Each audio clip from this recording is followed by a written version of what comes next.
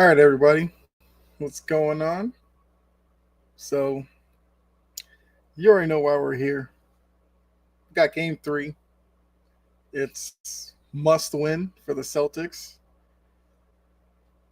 We know what happened in games one and two. Celtics didn't get it done. The Heat went into Boston, took care of business, looked like the better team in both games.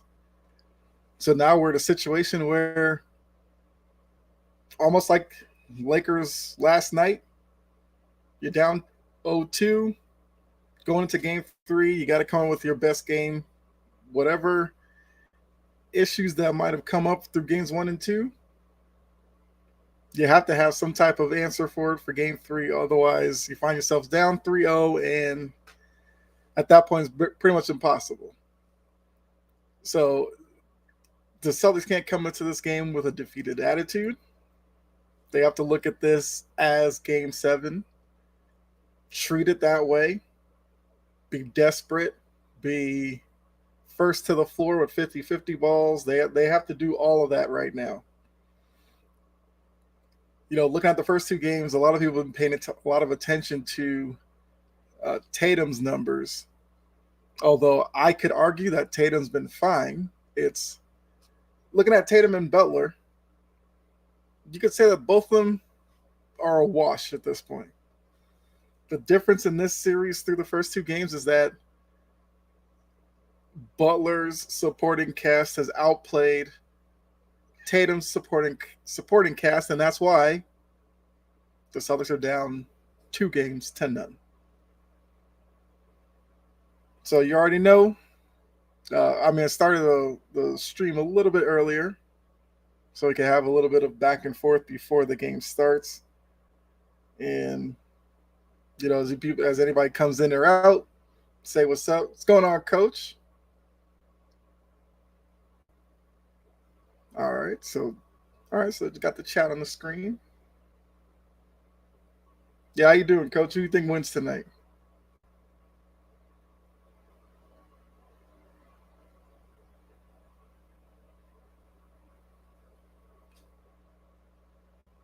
But yeah, I'm interested to see what happens here. I thought the Grant Williams stuff was kind of overblown, but it is what it is at this point. Maybe that is kind of a wake up call to the rest of the team. Because, like I said during that game, I didn't have an issue with, Grant necessarily doing that. Because I think Grant was trying to pump up his team. So if they come out game three with fire and all that, then Grant Williams did his job.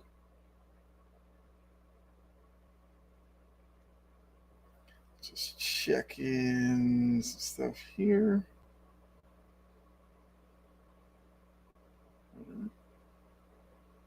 But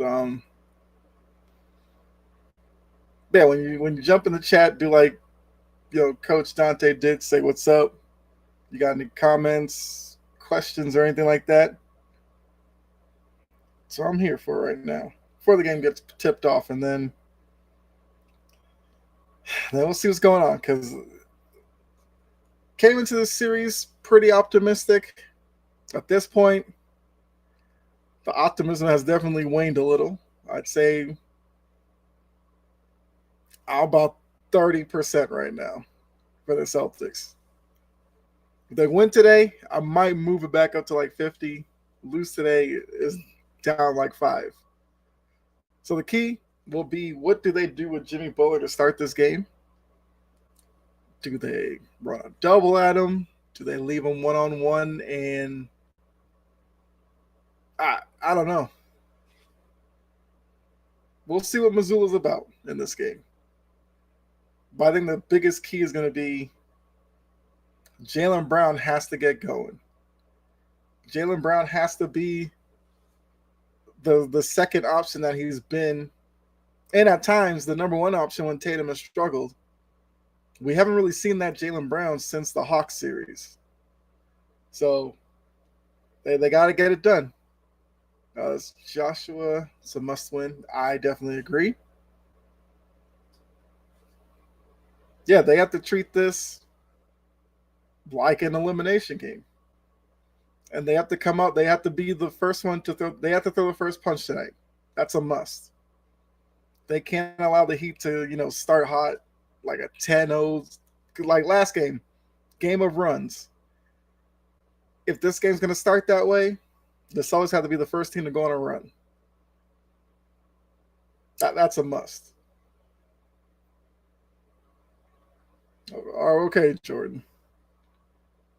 If there's any team that should be worried about being swept, you know who that is. Michael, what's going on? Thanks for tuning in. How's everybody doing? So it's like you see people in the chat already. Appreciate you guys. You could just say hey like Michael did, or you can throw some commentary out there like Jordan. So I guess I have to put that link back in there on Facebook. Because, yeah, you guys still come up as Facebook user. But, yeah, so what are your predictions for the game? You can put that in the chat as well if you want to do a score prediction. Or who do you think wins, whatever. Definitely do that.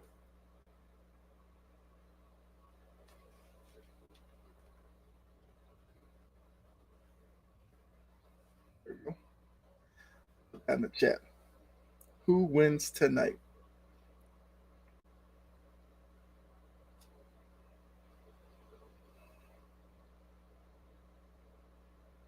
I did. I actually have it off to the side here. I realized that it was a little later than I thought it was. So you see me go off to the side a little bit. I'm taking a bite.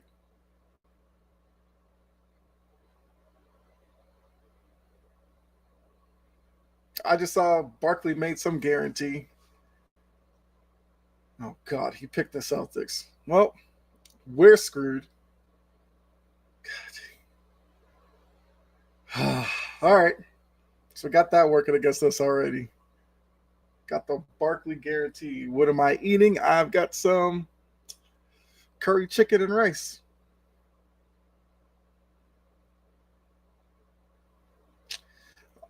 All my West Indian Caribbean people know about that. Curry chicken got some, potatoes up in there too. You know how it is. You know how we do it.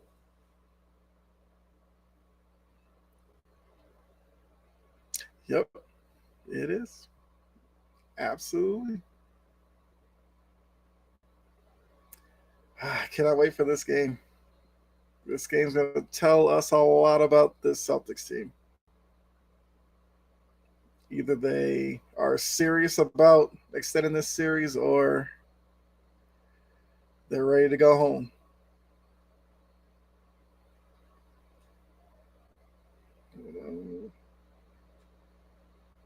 Yes, sir. Yep.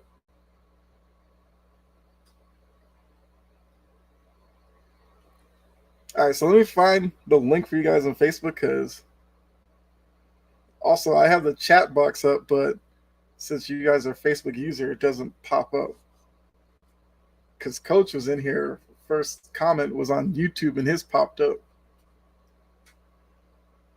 So hold on a second. But I mean, you can still put the stuff in the chat while I'm finding the link.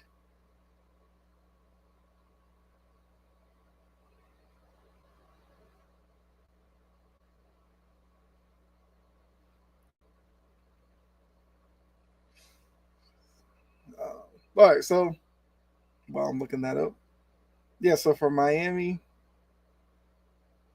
they don't have to change much. They've established what their winning formula is. It's between Lowry, Martin, Struess, even Duncan Robinson.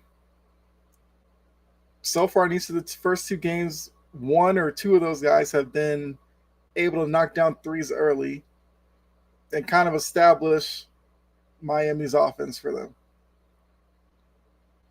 So we'll see if that happens tonight because now there is some pressure on Miami being the underdog that's up 2-0 now. And with everybody, media-wise, look at the Celtics as possibly getting bounced out. Does Miami get tight a little bit because they understand how important this game is. If they win it up 3-0, they can coast. If they're to lose tonight and the series is 2-1, do they give the Celtics confidence in coming back in this series? Because I think Barkley did touch on this a little bit. The Heat don't want to let the Celtics gain confidence tonight. You got a team down, you got to take them out. So, Jordan, cover your ears if you have to. Much like we saw in Denver and LA, that was a game where LA knew series was coming out to game 3. I mean, yes, they're not eliminated yet, but they didn't want to find themselves in a position being down 3-0. And we saw Jamal Murray continue his good run in this series. And the Nuggets were able to hold them off. But like I said, we'll talk more about that series at halftime, or unless, you want to ask about that. Well, we could talk about it now or during the game. All right, so I found a link. So let me drop that in there for you guys.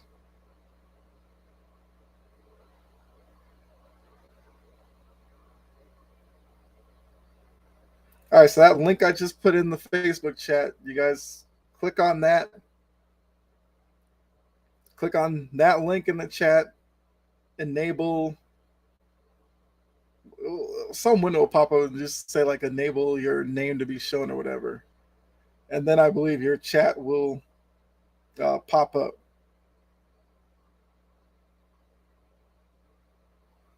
So I pinned it to the chat, so everything's good.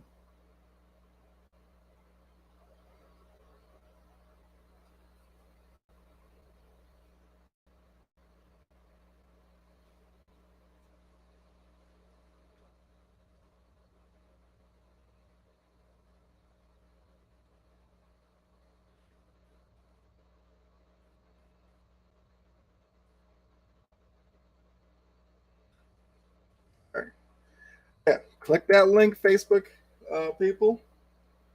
Your name will show up. I'll know who you are instead of having to like find my stream on the phone and do all that. Click the link. You guys will be good, and your comment will pop up. At least I hope so. But yeah, so I think we're about to tip off here. Really interested to see what happens tonight.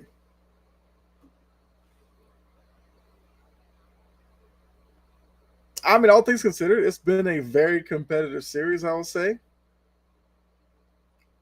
Just that as a fan of the Celtics, not the best results in the games 1 and 2, but look, I can also be real that if the Celtics lose this series because the Heat were the better team execution wise, then you just kind of live with it. I mean, obviously the Celtics aren't playing the way that I expected them to, but you got to give the Heat some credit in that. It would be wild if the Heat win tonight and both series are 3-0. Who had that? I know I didn't, and I'm pretty sure most of you did. If you did, I hope you put a bet down on it.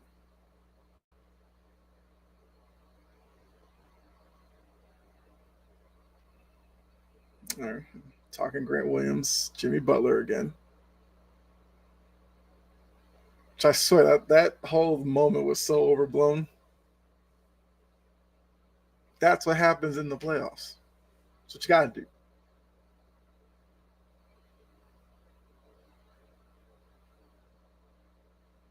And I also said, Grant Williams did not play in game 1. He played in game 2, and he definitely deserves to get minutes tonight.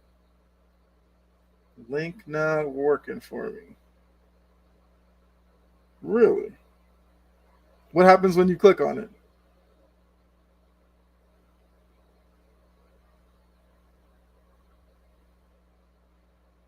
Hold on.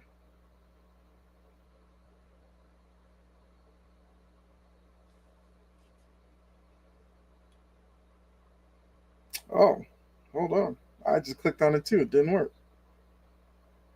Okay. Let me find another one. Yeah, that's weird. Yeah, I got the same thing. All right, hold on. Let me find it again. Thanks for letting me know.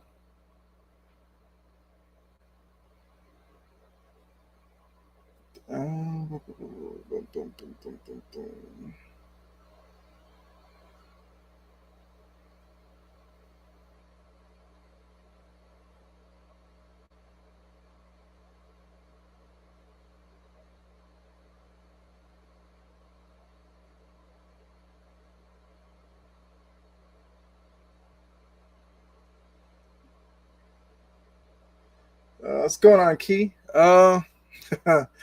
Do we win? That's the $1 billion question. Uh, I think this always get it done. I think it's going to be wildly close. That's probably 95% fan and hope in me, but I've seen this team when backs against the wall come out and play well.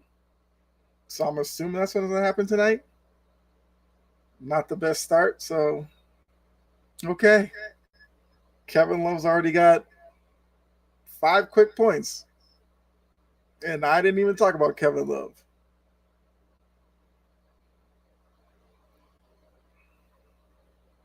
Tatum hit a three. Okay. So yeah, well, the only, I guess the only thing different between the Celtics and the Lakers situation is the Celtics have to try to, win their first game on the road,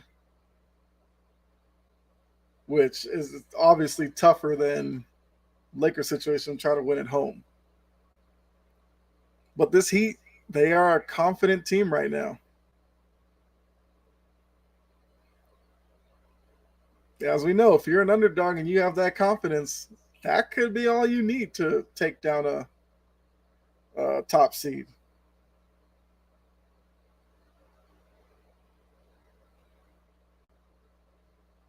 So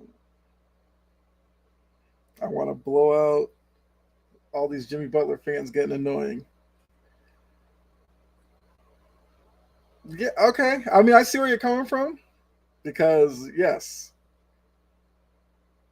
Well, that okay. So that's the thing with Jimmy Butler to me. The playoff moments that he has are kind of annoying because of in the regular season you'll see this like once every 2 weeks. He'll go off and then he'll lay low. Later in the year, he kind of turns it on a little bit, but then playoffs, he goes full blown.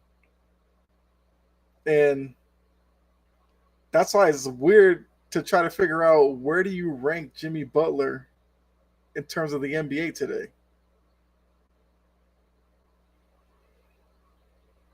If he plays, playoff Jimmy or Himmy Butler or whatever nickname they're coming up for him, he looks top 10.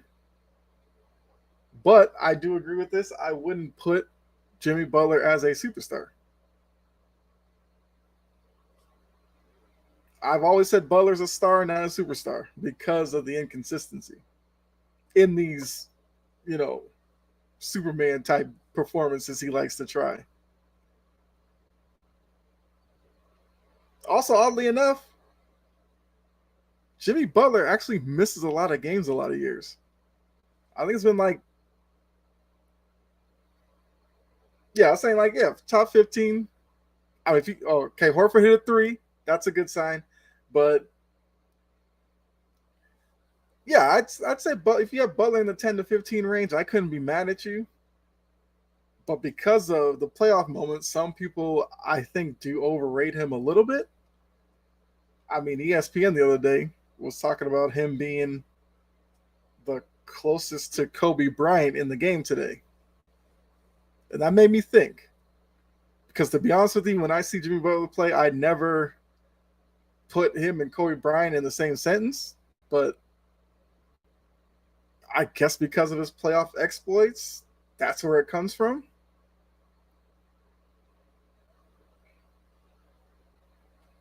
I don't know. It's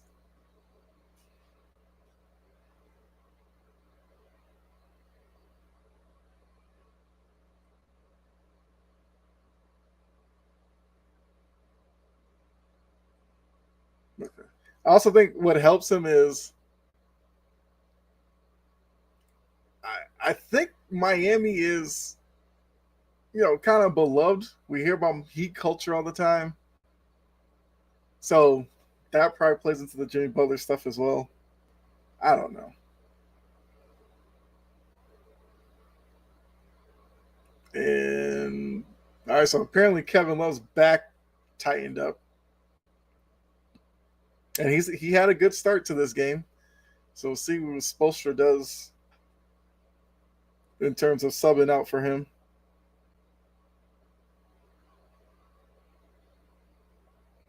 Yeah, I always tell people like that. That's the wild thing with Jimmy Butler.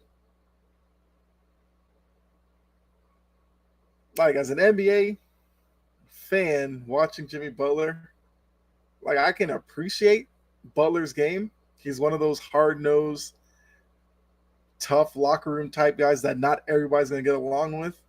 We saw that in Minnesota where younger players didn't necessarily get along with him. But that actually kind of makes me like him. I think Butler's kind of throwback like that. But he's also a guy who would definitely benefit from winning a title. That's for sure. So maybe that's the motivation for this run. Maybe he sees this as the best chance for him to get one. Although they were in the East Conference Finals last year. But Butler's not getting any younger. And he's playing like a guy who's on a mission right now. But I could say that and he could sit here tonight and score 12 points and we'll be wondering where is he on the floor. The frustrations of Jimmy Butler.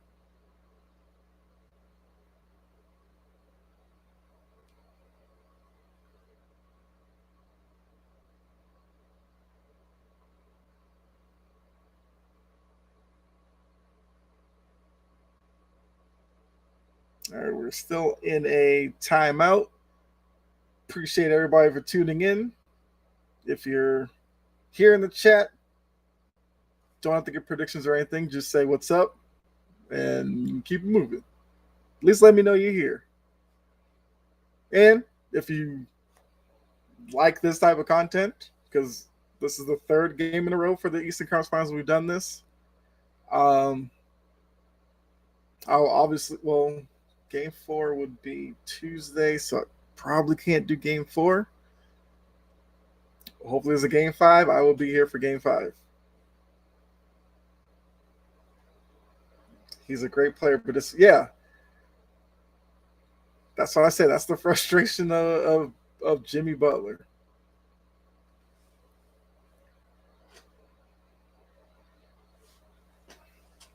And so, like I say, yeah, if you're here, subscribe, like, share, do all that good stuff. If you don't know, I'm also on Sports Empire Network, and I will be on Cheap Seats tomorrow. And I actually have a question centered around Jimmy Butler, so you should definitely tune in to that as well, because I think it's going to be an interesting discussion about Jimmy Butler.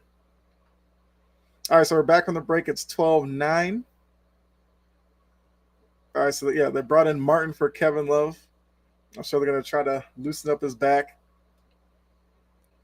And they call a foul.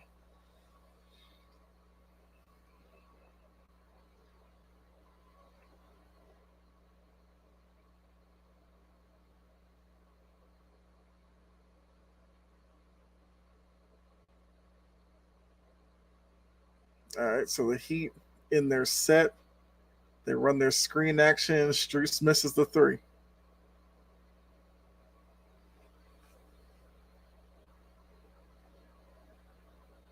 Yeah, that's what I said at the top. Jaylen Brown is the guy who has to step up. A lot of people have been, I think, paying way too much attention to Tatum and not enough to Brown. Don't get me wrong, I'm a big Jaylen Brown fan. But right now, would love to see Hawks series Jaylen Brown.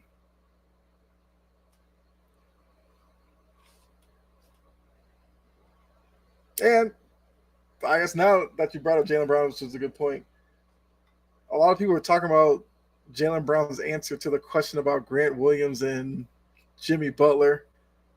I thought it was the right answer because he didn't want to give an answer either way because what good does it do him, the team, Grant Williams, anything? So he just said next question. Some people didn't like that answer. I didn't have a problem with it.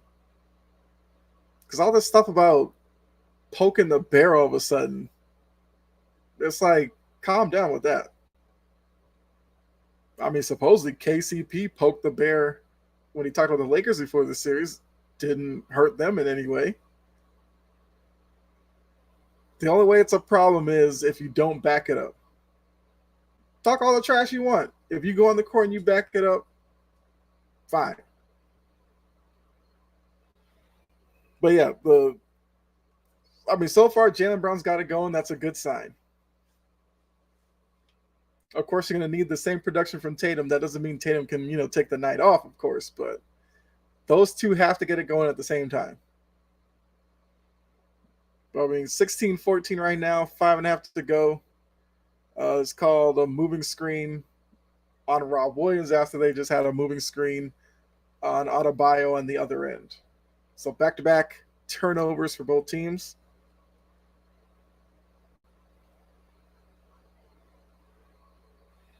Yeah, I haven't found the little link yet, so I'll still just pull you guys up. It's all right.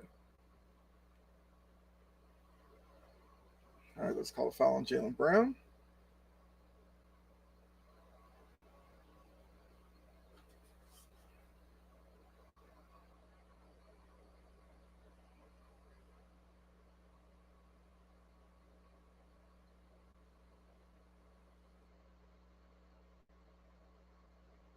Okay.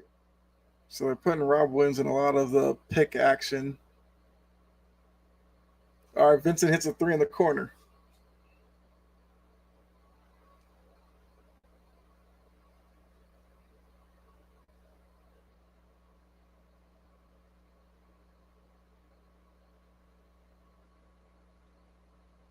All right, Brogdon just airball the three. Heat coming out into mini fast break.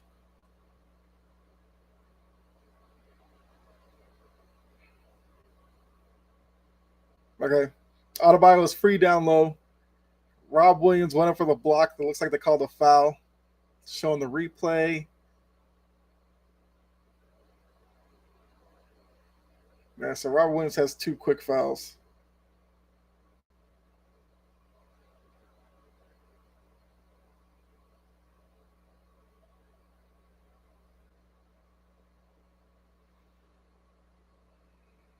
Adebayo knocks in the first. Here comes Grant Williams. Will we have a little extension of Grant Williams and Jimmy Butler? Probably not, but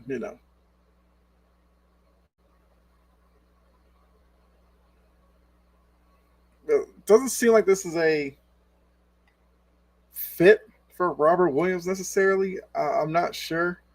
Like, I think Robert Williams can still do stuff in the series, but it just seems like he struggles against this Heat team, at least so far.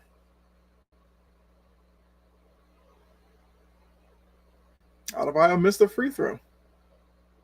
He's been really good from the free throw line in this series. Moving the ball. Brown gets to the rim. Nothing.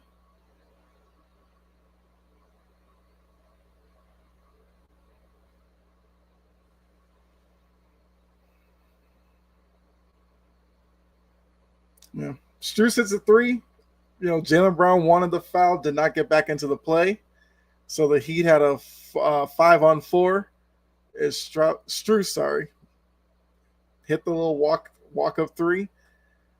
So the Heat are on a 7-0 run. Once again, this whole series has been runs. So Missoula calls the timeout. Let's see if they can stop this run at 7.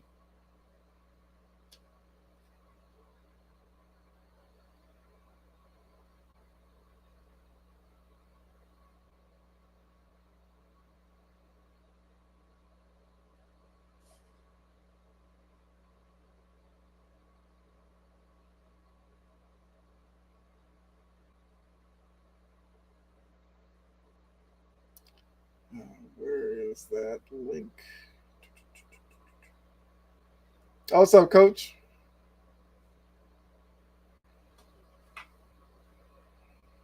I like Jalen Brown's action so far, but the Heat still have the lead. Except for that last play where Brown thought he had the foul call and didn't get back on defense. I mean, look, I could say I hate when players do that, but players do that.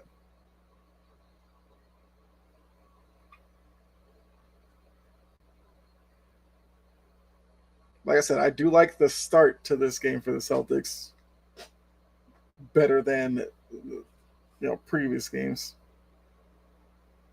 but they can't let it get away from them in the first quarter for sure. So I like the time by Missoula. They have to come out run a good play. Brown seems like he's been able to get at least into the paint when he wants to this game. So maybe they run some action and get him one-on-one against the defender that he can take off the dribble.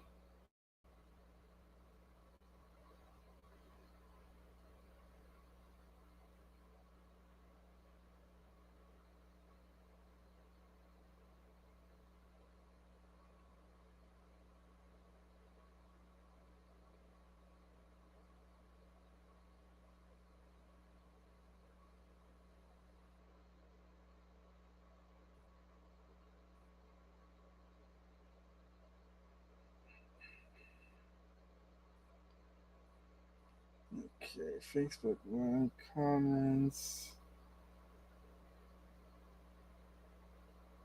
Okay. Copy the link. All right, we're going to try the link for you one more time, Facebook.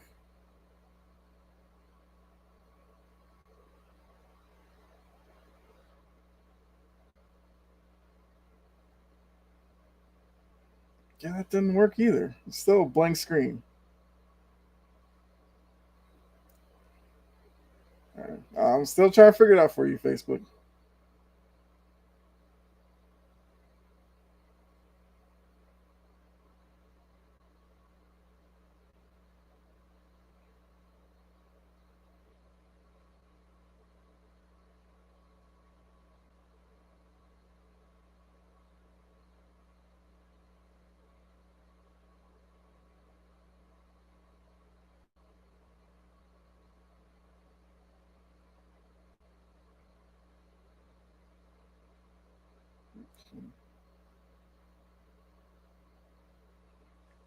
Brogdon also has struggled a bit in this series as well, with the shooting at least.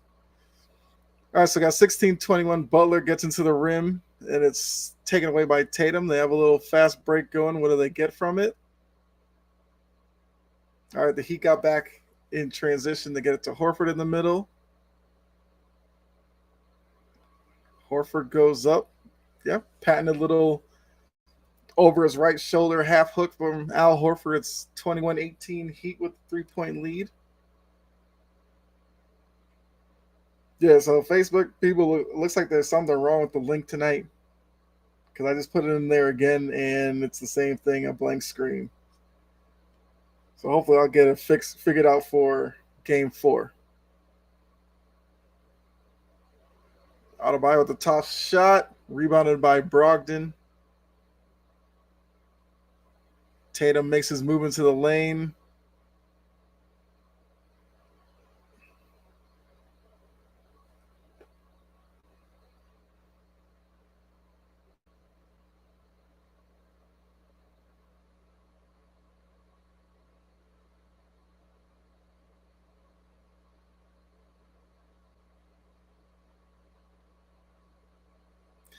All right.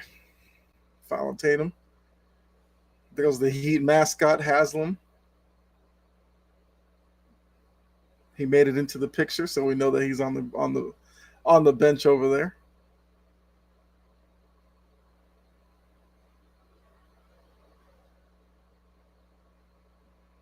Got Martin with Jalen Brown on him, dribbling. Lose that out of bounds. Heat ball with 2.4 seconds left on the shot clock. So we'll see what they run on the inbounds play here. Lowry's going to inbound it.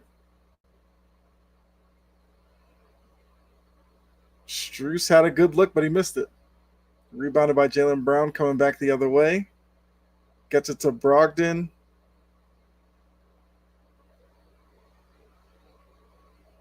Either the Heat have the best hands, but when you get into the middle, they seem to get their hand on the ball. At least that's what I'm going to say, because I haven't seen a foul call yet.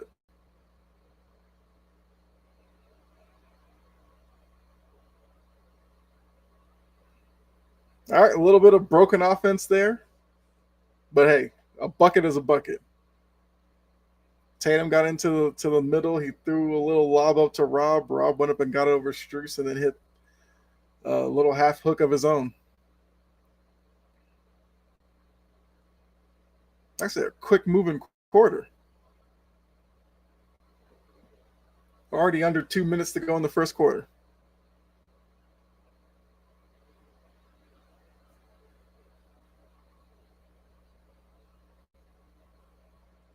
Oh, hold on. My stream went out a second.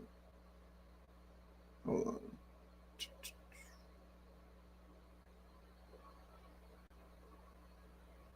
There we go.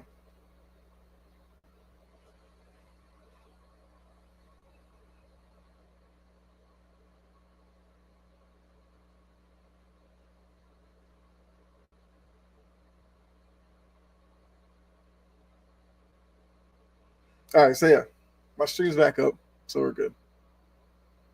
Looks like they called a loose ball foul on Grant Williams there.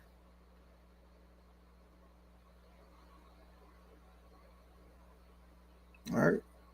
Strus hits the first free throw, gives the Heat a 4-point lead. Strus has one more at the line. Minute 29 left to go in the first quarter here. He knocks in the second one. So the Heat have a 5-point lead. 1:25 to go in the quarter as Brogdon brings it up, gives it to Brown across half court.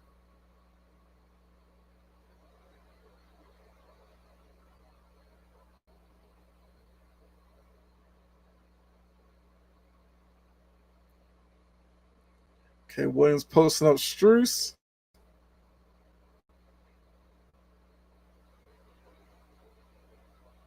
All right, they called a foul. I don't think they called it on the Williams shot. I think they called it. It might have been on Strus trying to box out.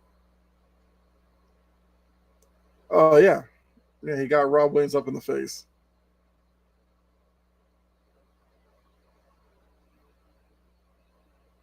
All right, so now we have a minute to go. Celtics with the ball, get it to Brown into the lane. It's a good look. That's a shot Brown normally makes,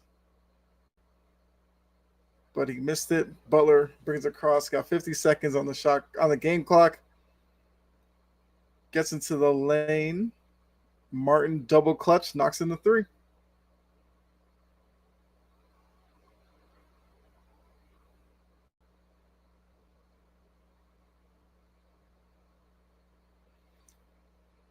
Yeah, this is the issue you run with.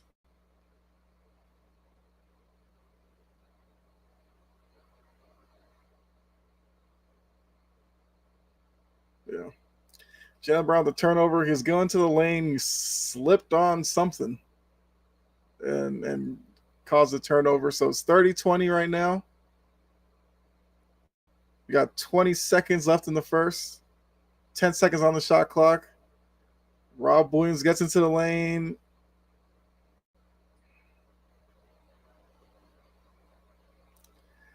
I don't know about that. I got to see this one again. I guess. Yeah, I don't like that call necessarily.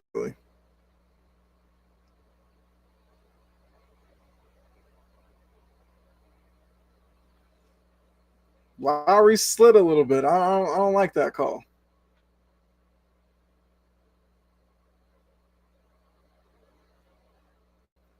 I think that gets reversed. I don't know.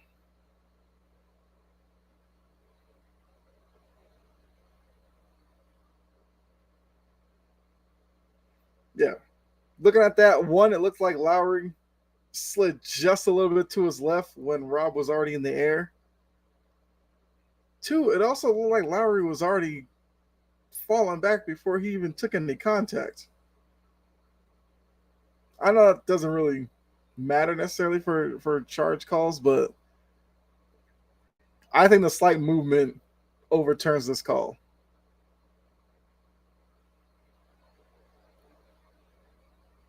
I do like in that action with Rob Williams that he actually looked at the rim and went to the rim. A lot. I think that's the next part of Robert Williams' development. If they're gonna put you in pick and roll action and you roll to the free throw line, you either have to take that little short jump shot or go to the rim.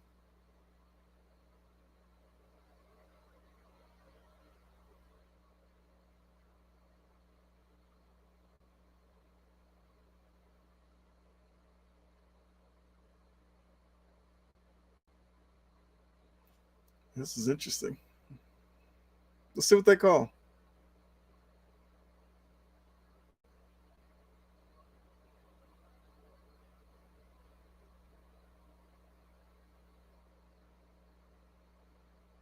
Okay.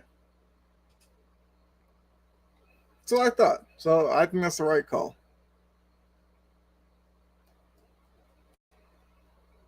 And Van Gundy and Reggie Miller talking about Joe Mazzulla.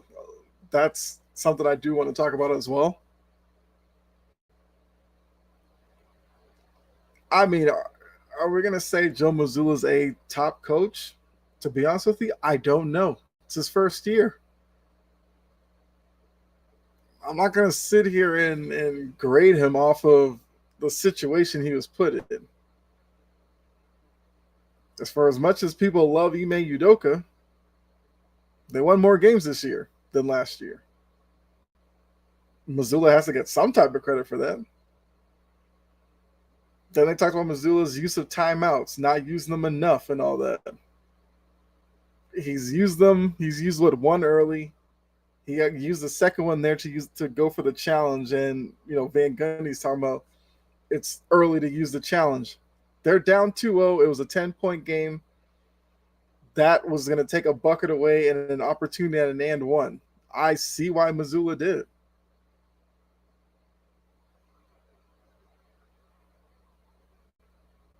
Rob missed the free throw. So instead of it being a 10-point lead with a foul on Robert Williams and the Heat coming down the other way, it's now 8. And maybe you get out of the quarter under double digits. All right. So Lowry missed that 3. Tried to, steal a foul call, but that definitely wasn't a foul. So we're 1 quarter down. The Heat have a 30-22 lead. I mean, as the road team, you're expecting the home team to come out in front of their home crowd and play well. That's what the Heat did. The Celtics are they haven't fallen too far behind. I think it's getting dangerously close, but it's under double digits. That's fine. So they lose the first quarter by 8. The Celtics can't lose the second quarter by 8 because now you're going into halftime down 16. I'd like to see the Celtics answer and win the second quarter. That would be the best answer to what happened. So what's happened so far in this game.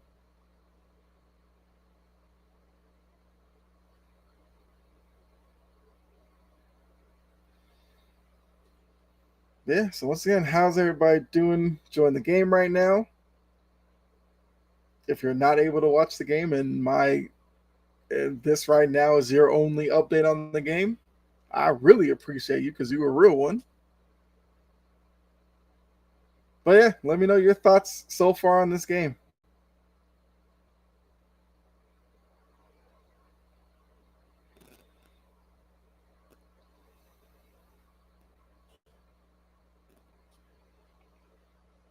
And as I said before, the link isn't working.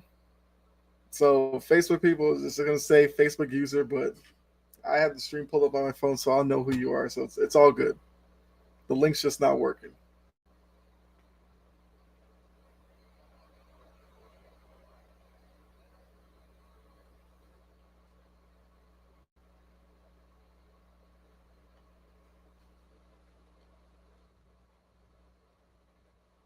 So if anybody's checking this out on Twitch, say what's up.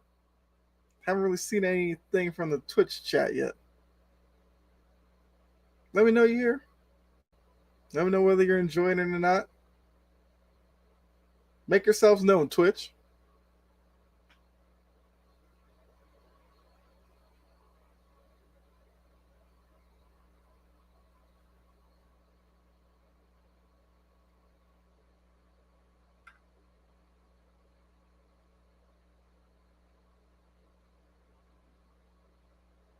Okay, back for the second quarter.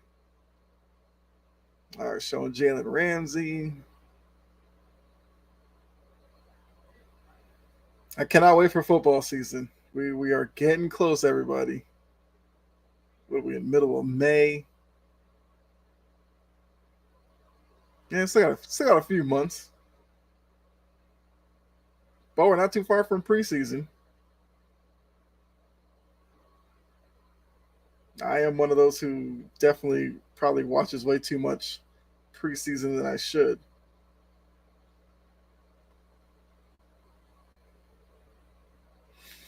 All right, so we are back. Who's this? Dawu? What's up, Dawu Drang? I don't know. Not sure who you are, but appreciate you coming in. These fools have no pride in the badge. Disgrace the whole lot of them. Sack them all. Once again, I'm assuming you're talking about the Celtics.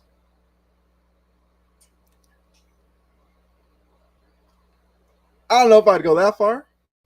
But I mean, look, I understand the comment. Because this isn't the team that we saw all year. And what I think is happening right now, as I said earlier, the Heat have all the confidence in the world, and in the NBA and in the playoff series, where it's one thing if you struggle. If you struggle in one game, you move on. You play a different team. It's a little different than playing the same team game in and game out, because whatever you struggled in the first game, that team's just going to try to exploit that game after game, and it's on you to make the adjustment. In this situation, the adjustment needed is knocking down shots from the perimeter like they did all year, and they're just not doing that.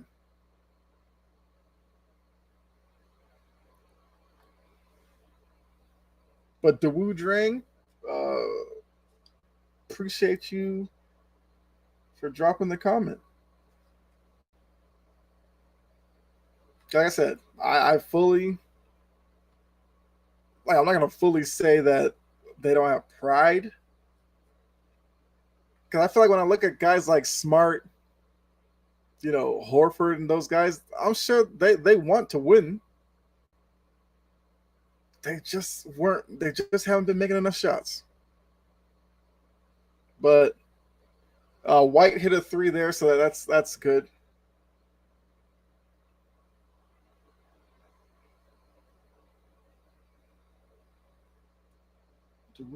Bill Russell, Larry Bird, Robert Paris, big ticket KG. Paul Pierce would be embarrassed of the lack of passion shown by these studio listeners. I mean, yeah, you name the greats. Pierce was one of my favorites. KG was a guy who Boston just fit him so well.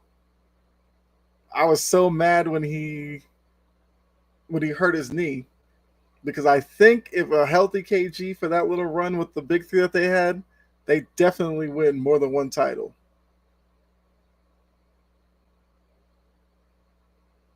I mean, obviously, I did not see Bill Russell, but you win 11 rings, you're just a winner at that point. So yeah, the Celtics and somebody on Twitter actually brought this up when talking about the fan base and how a lot of people in the fan base are really upset with this team after the first two games. And the wood ring or however you put, you represent kind of my answer to that. When you put on a Celtics jersey, because of the history and everything that they have, the fan base expects excellence in these situations. Boston's not a city that's okay with, you know, pretty good regular seasons and not getting it done in the postseason. So with that kind of expectation comes that reaction from the fan base when it just doesn't happen.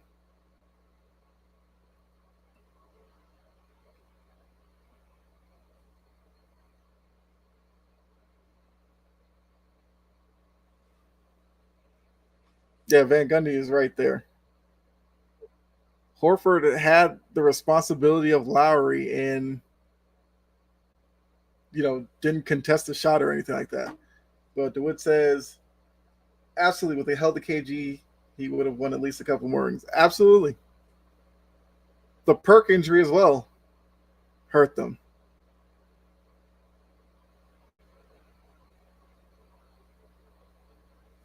Those teams are so fun to watch.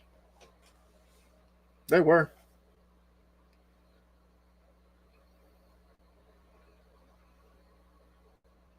Got me out here reminiscing now.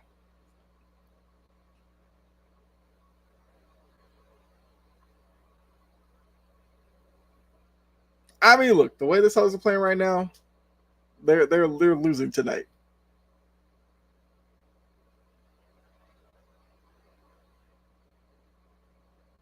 And Reggie Miller's loving it. So the lead's 11 right now. Yeah, they're the perimeter shooting that the Heat are displaying. The Celtics aren't getting that.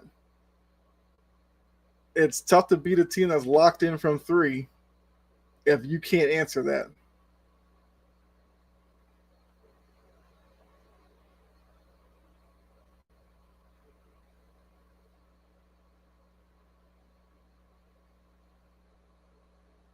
Yeah, really no other way to say it. The Heat are executing better offensively. They are better defensively, and they have a double-digit lead for that reason.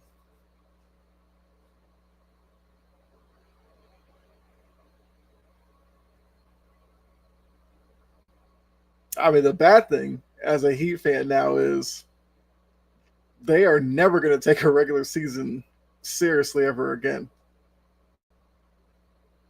You can forget that.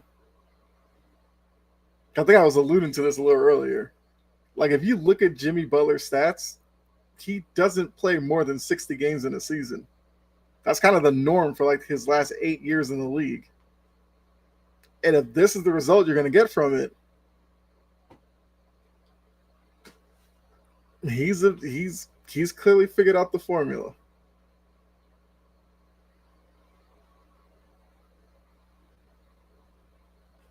So I mean, look at the Celtics team.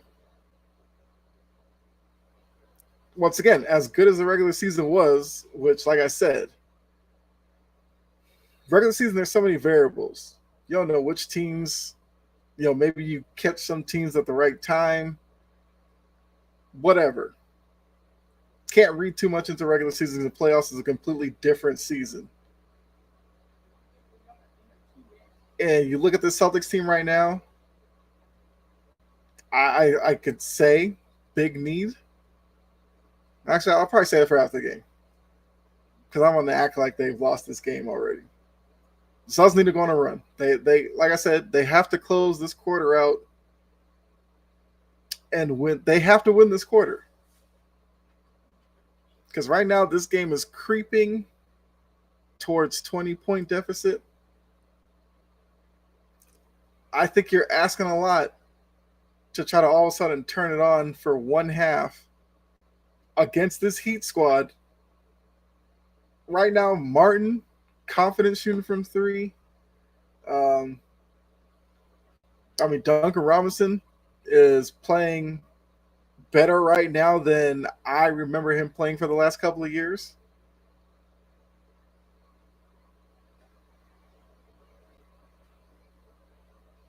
And, all the credit I gave Brad Stevens for, bringing in Brogdon and all that.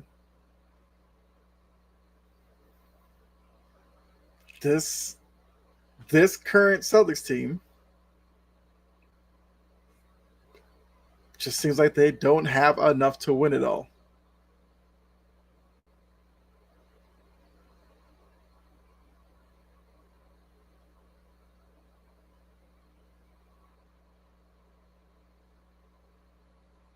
So they're down 13 right now. Oh, sorry, 14. They just changed the score. So it must be on the Martin shot. I guess they called it a 2 and then changed it to a 3. But either way, it's a 14-point deficit. Okay, so yeah, that's what they did. They corrected the Martin shot.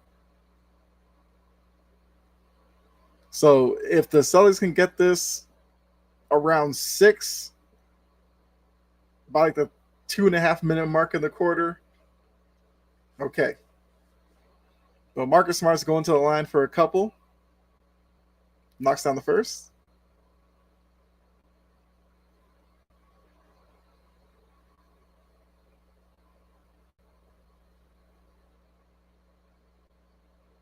And missed the second. Brown tried to tip it back, but he came up short. Who's winning 2-15?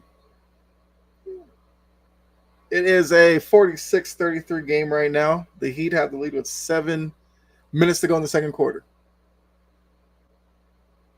Oh, hold on. Let me pull it up. There we go.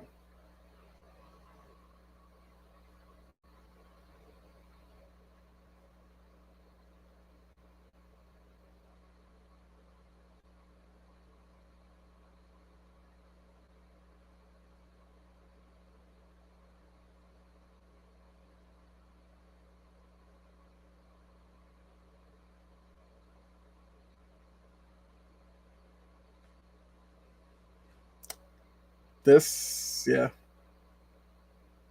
I'm going to say it. Series over.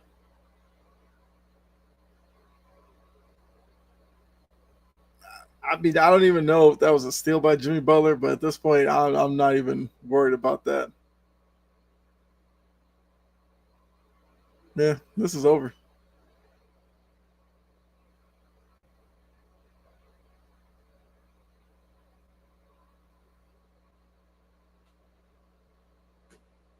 Okay, somehow that was an offensive foul. I'd have to see that replay.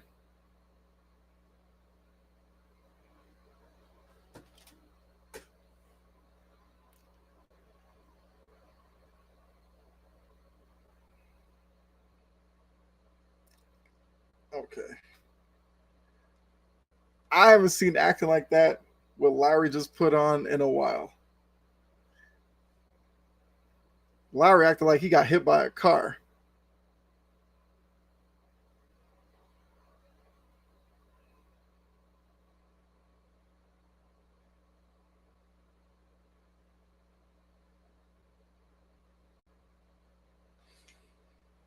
This is going to be a fun second half.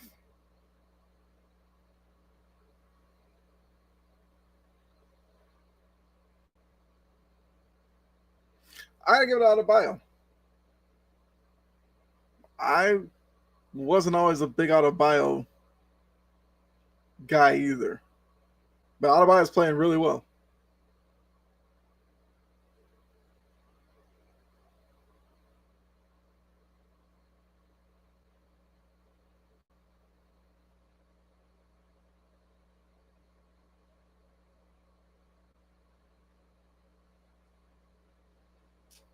So Butler's on the line for two. Knocks in the first.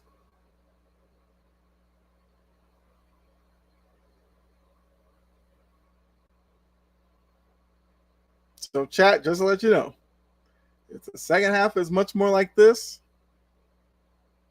it's just going to be me and you talking. You don't need to know what's going on here.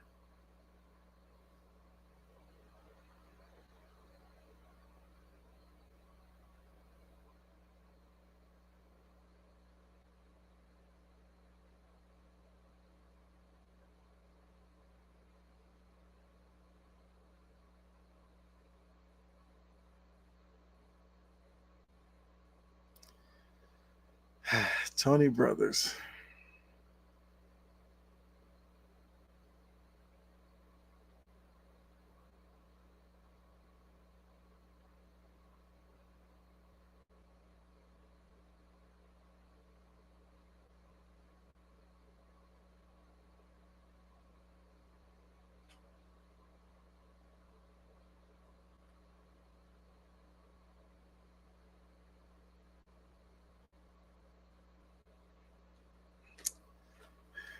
I don't know if that's teeable, but whatever.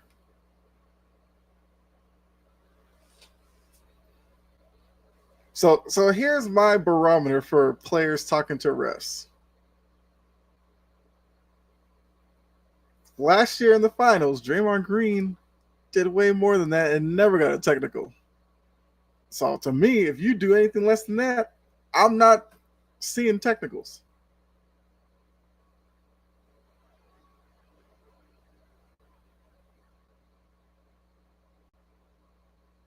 No. All right, 21-point deficit. It's 56-35, 4:59 to go in the second quarter.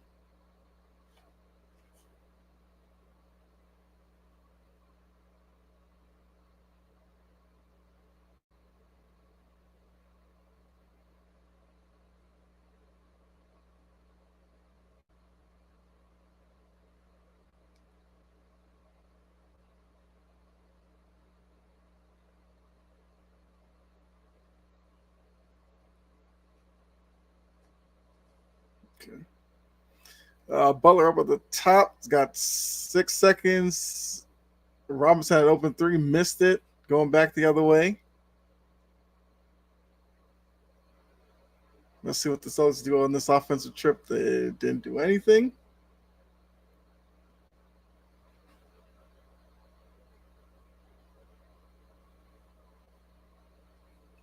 All right, so Brown knocks it in. At least it's under 20.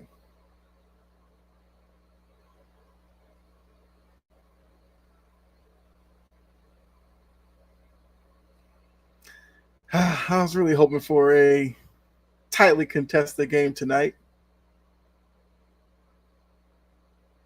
We're not getting that. It's 59-39.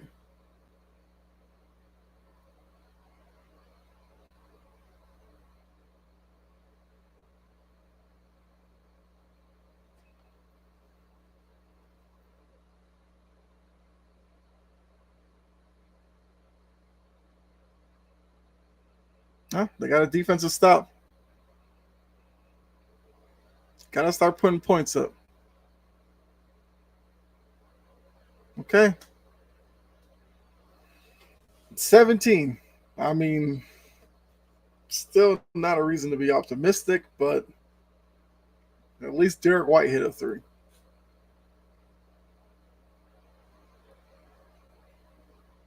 So, Celtics fans that are out there watching, the only hope at this point, they catch fire from three.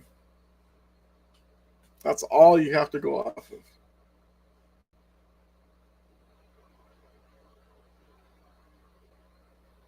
Because I kind of feel like when they get to the rim, they're looking to create contact. They're not getting those calls, and it's throwing them off. Then, hey, just air it out from three then. probably anger analytics and fans alike, but what else are you going to do at this point?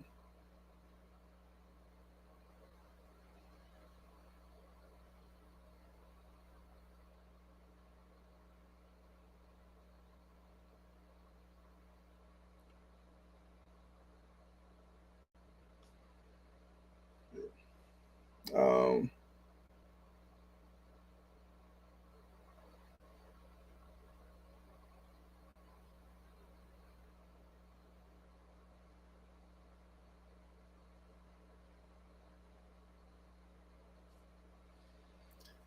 all right.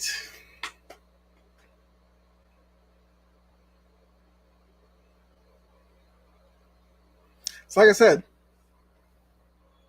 if you enjoy the stream, like I said, to be honest with you, I was hoping for a closer game. It's kind of hard to stay engaged with it when it's a blowout like this. But to reset,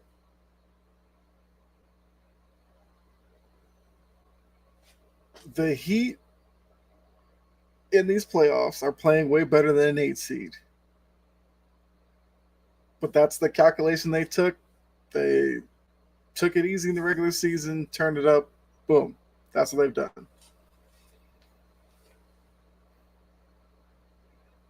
The Celtics either underestimated, weren't ready, I don't know.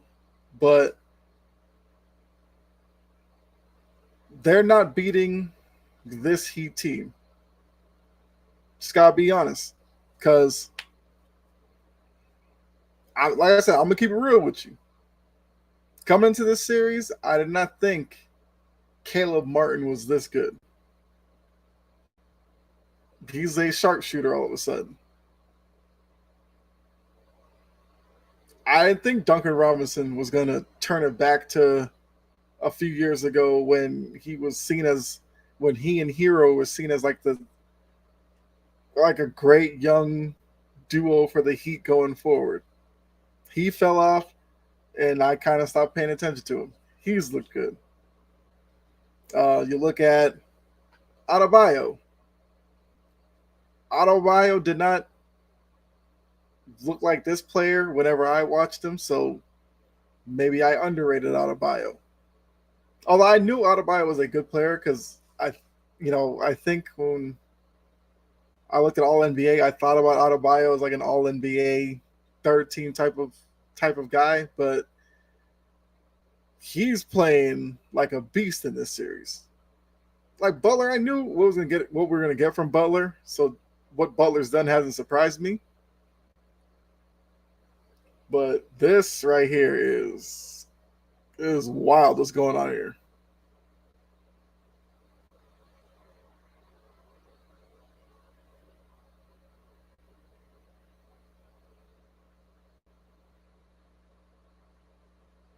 So I think the little report, I vaguely heard it.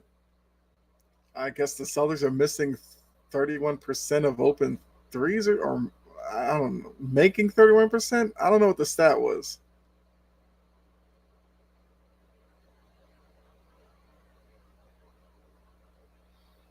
Oh, hold up. Somebody put in here, you okay, Kyle? Yeah, I'm good.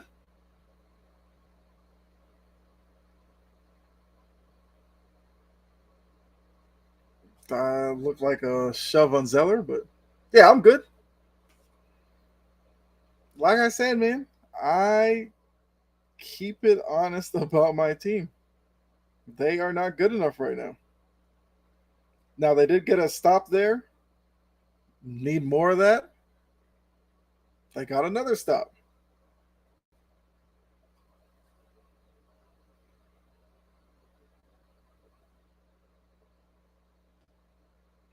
All right. I mean, White took it to the hoop there. Not mad at that. Zeller with the good chase down block.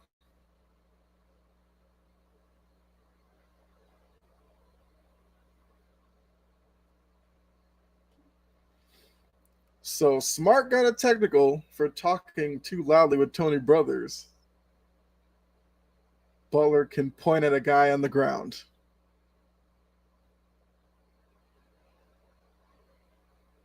That makes sense. Every day is a good day when you have the GOAT Al Horford on your squad. Appreciate you tuning in, Brett. I mean, I, I, I mean, look, we're looking at probably the end of Al Horford, and I feel bad. I really wanted the Celtics to win one for him. I can't see Horford coming back. Maybe he does, but if he does, he definitely has to be your backup center. I think they'd have to work with Rob Williams on like a mid-range shot, low post moves or something. Because all the athleticism that Robert Williams has, I need him to be more than a rebounding shot block type of guy and lobs at the rim, which he's not getting any of those in this series because the Heat, for the most part, are packing the paint because the Celtics haven't been the threat on the perimeter that they normally are. All right, so what do I think happens with Grant? I think that's on Grant. If Grant seriously thinks he's getting 20 million, there's not a chance in the world that's happening. But some of these teams that are out here, I think Brett, you probably read the same report, but they're talking about there's a team out there that's already prepared to outbid the Lakers for Austin Reeves. Now, Reeves is a better player than Grant Williams. I'm not making the comparison, but what I say for every free agent, all it takes is one overzealous team. I won't call them dumb. One overzealous team to offer Grant crazy money, and then he's gone.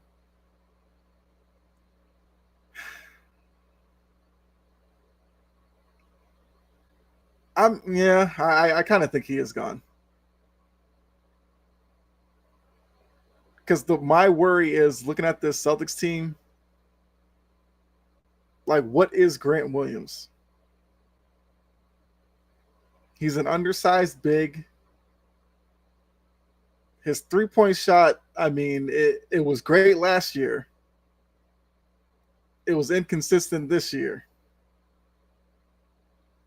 So I don't know how much value he's going to have against a lot of teams.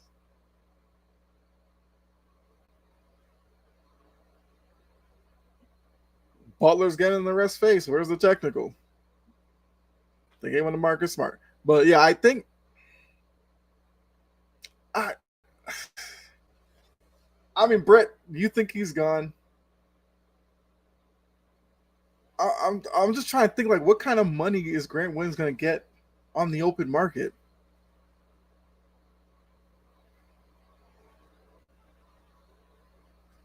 I thought before the year with Grant Williams, you're looking at like if you could get him for like I don't know, 4 and 48, maybe. I don't even know if I would do that. At least not maybe Grant Williams goes somewhere else, turns into something. I don't know. It also seems like Missoula's not the biggest fan of Grant Williams. At least that's how it comes across from me watching.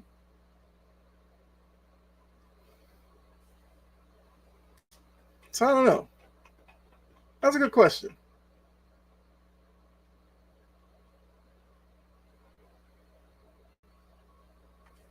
But I mean, looking at guys who could be gone. I mean, since you brought up Grant, like I could see like Horford retiring. I could see. I mean, I'd have to see contract situations because I think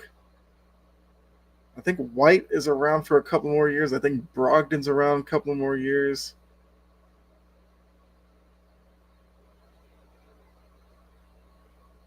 I mean, as crazy as this sounds, you could have a bit of a reload after this year. Only thing is, I don't know necessarily. This question's got me all like messed up now. Because okay, so I was thinking Like, do the Celtics go a direction where like they bring in a legit point guard? Because, like I said, I give Marcus Smart all the credit for playing point guard this year. At this point, I kind of think Smart is a bench guy. Even with the defense he brings, I think he could be like a spot starter at point guard. But I would love to see the Celtics maybe bring in an upgrade at the point guard position. And if you push Smart to the second team, I think Smart could still have the impact that he has. I just don't know. I don't know off the top of my head like who that is out in the free market, but I wouldn't be surprised if Brad Stevens doesn't maybe look in that direction. I think I think the big man situation will need an upgrade because, like I said, I think Horford probably retires after this. Like I said, I love Al Horford, but he looks out of place against the Heat right now.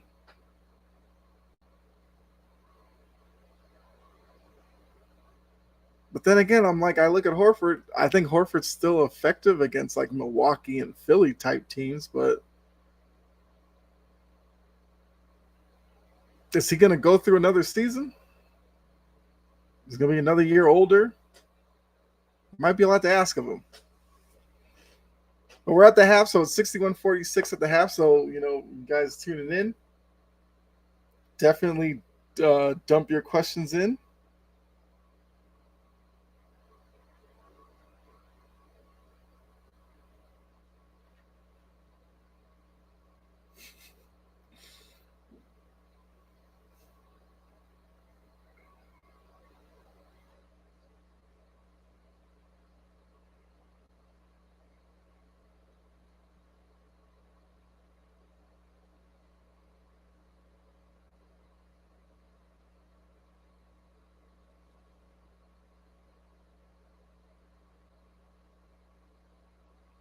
Um,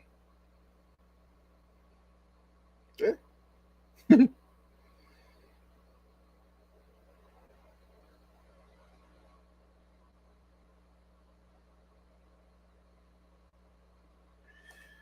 But yeah, so I did say before the game, the Charles Barkley guarantee was a kiss of death. That man is the worst at predicting basketball. And I knew this was going to happen. But look,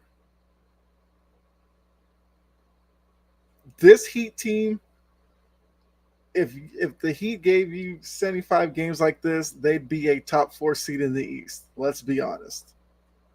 They just don't do that because they just don't. I mean, I already know what the narratives are going to be coming out of the series. They're gonna say so this team's embarrassing and all this stuff. For me, I look the other way, and I just have to give the Heat all the credit in the world. They are just playing really well right now. Okay. Um, all right, so Brett put on here. Hopefully that's Brett looking okay. I think you bring Horford back maybe like a 2-year deal with a second-year team option or partially guaranteed deal if he doesn't retire. I think the Celtics get the most value out of him. He's either a Celtic or retire. I agree with that. I made the analogy. I mean, I know you're not like a Boston fan, but Tim Wakefield was basically that at the end of his career. It was basically like a handshake agreement, like you want to play, come back. If not, and you're going to retire, fine. Because what I will say is Horford, even if his game slips a little on the court, like you said, Brett, he's still effective against certain teams, and I still think he does have a locker room presence. And I'm assuming at this point in his career, it's not going to be like a crazy 2-year deal. So it'd be short money, little money. So yeah, I'd be fine with that. I mean, yes, there's going to be other guys on this bench right now who will be gone. So Brad Stevens is going to have a decent amount of work ahead of him in terms of the offseason. And, once again, as I said on Twitter, with the city of Boston the way it is, the Celtics are going to be in the spotlight because there's going to be a lot of questions coming out of this game, out of this series about this team. Now, look, if I could sit here and say, you're looking at Tatum and Brown, they're still in their mid-20s. They've been to several conference finals at this point, won finals. They just can't get over the hump and win a title yet. They're still in development in terms of, NBA careers. They're just about to hit their peak window, if not there already. So you can be disappointed in this team, yes, but you should be optimistic about Tatum and Brown at least. Like I said, I already know how it's going to be. It's going to be miserable for this team. I'm convinced Spo just sits around LA Fitness to find these guys. LO for real. Their scouting department is absolutely insane. You just got to give them credit for that.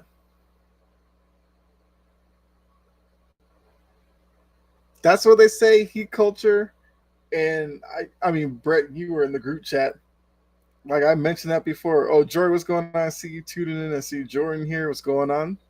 Say what's up in the chat. Or, look, it's free season. Y'all Laker fans, you want to throw some stuff at me? Let's go. Like I said, I'm ready for it. I'm not running from anything.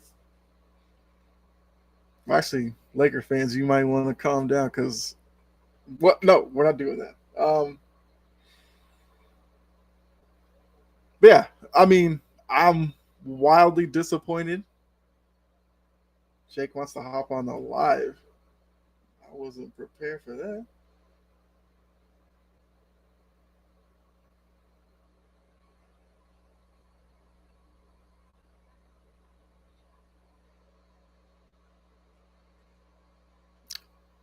Okay. I mean, I was kind of thinking like if you want to do it after the game, sure, but hold on. Let me see something here.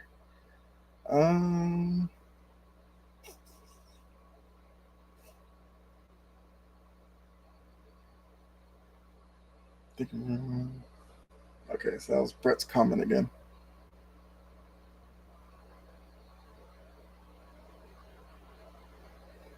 What's up? I'm not even going to do that with you with the way my team looks. Jory, I appreciate you, Jory. Certain other people would have heard what I said and would have jumped at the facts, but I can say this, Lakers fans, look, a lot of people wanted Lakers Celtics finals. That's not happening. A lot of people will say Denver Miami will be boring. I will watch only because at this point, Celtics aren't in it. I'm rooting for Denver to win it all. I could be half right. I call it in February, like January, February. I said Boston, Denver in the finals. If I get Denver right, I'll take that.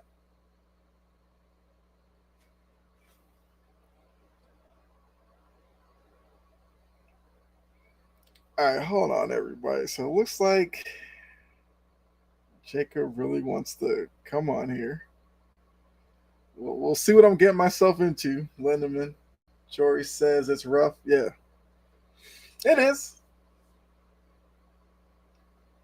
But like I said, selfishly for me, if the Celtics were in it and the Lakers made the finals, I would have been miserable. Sorry, Jory, I had to say that. So the fact that my team looks miserable, looks awful right now, and the Lakers aren't going to make it, it does put a bit of a smile on my face. Just a tiny one. Not going overboard with it. But I've also said, hey, you could probably agree with this, Jory. 2023 has been a weird sports year. So, of course, this year where Lakers and Celtics are in positions to make the finals. They don't make it. Like, this is the world where the Tampa Bay Rays have the best record in baseball. Alabama doesn't make the college football playoff. I don't know what's real anymore.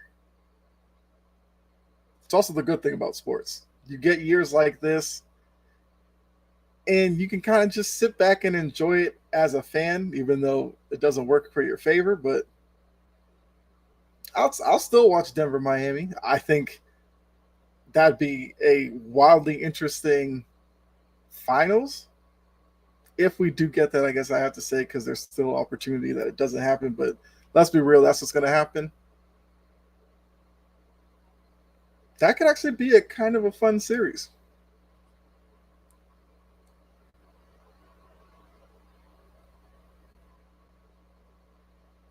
How many Charles Barkley stop guaranteeing my team wins?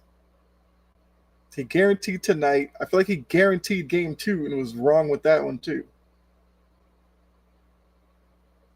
Whoever places bets off of Charles Barkley, I feel bad for you. Oh, hold on. What was I doing? Oh, yeah. Um,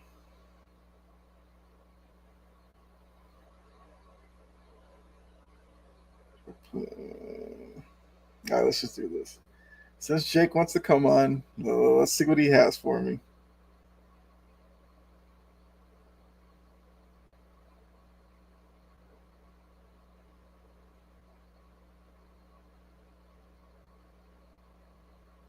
Oh, which Jake is it? Oh, Jacob.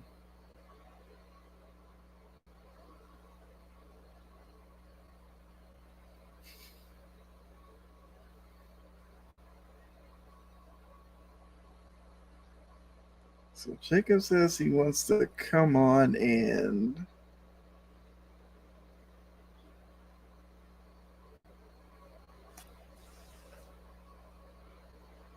Oh, is that the right link I sent? That might be just for the chat, isn't it? Anyway, um, but yeah. So those of you who are in here, still have time. Let's talk it out. Let's go back and forth. Let's have some fun with it. Let's have some fun while this game hasn't been fun for me. Like I said, unfortunately, I can't do game 4 because I'll be doing the big 3. If there is a game 5, I will do a game 5, as bleak as that would look. I'm here until the wheels completely fall off on this team and they get eliminated.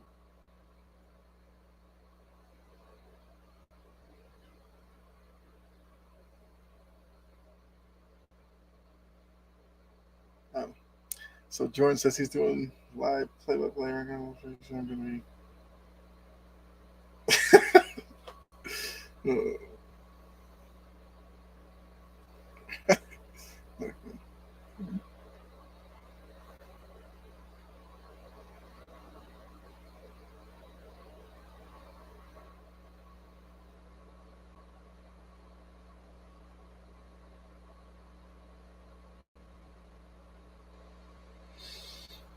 But yeah. So I also want, like I said, give a shout out to Coach Dante, who's doing all play-by-play over on Sports Empire Network as well, and I'm sure he would love to have a more competitive game as well. Hold on. Let's see, is that Jacob in the? What's up, Jacob? You're in the chat. So yeah, like I said, I'm not running from the game. This game could turn into a complete laugher. I will stick around for the whole game. Only saving grace for this is, what's up, Gene? Appreciate you. Hey, Gene, you my guy, man. As I said, the team isn't good right now. I am gonna keep it real about them. I'm not gonna sugarcoat it. They don't deserve to win. I'm calling the series over. The Heat have been the better team. This is the frustrating thing with the Heat. The Heat should never be an 8 seed, but the talent, they know that when the playoffs come, they can turn it up.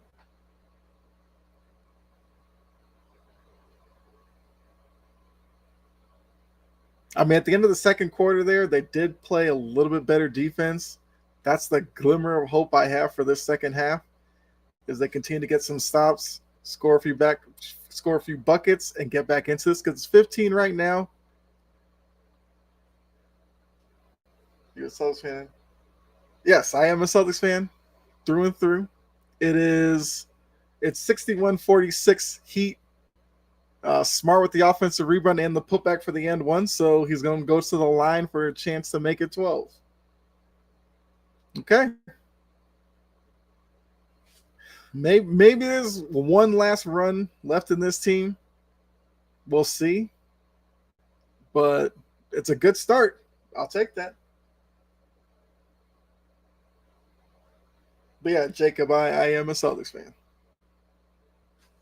There's no wavering in that in any way. I've been a Celtics fan since birth. First memories were Reggie Lewis and Larry Bird, because Larry Bird was still around.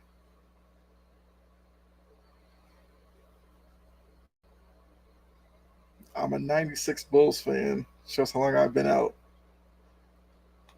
Wow. That's okay. I mean, 96 Bulls were fun to watch.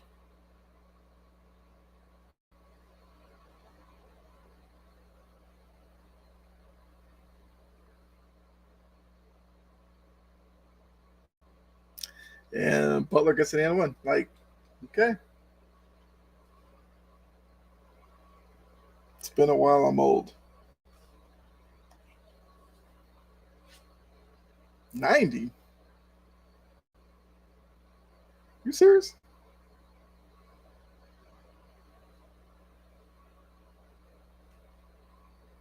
Are you seriously 90? You trying to troll me right now?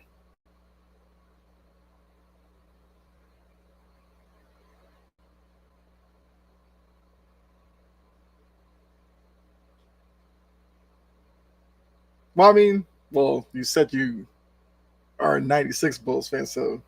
Oh, okay. Well, hey, I appreciate it. Troll me. Well, I mean,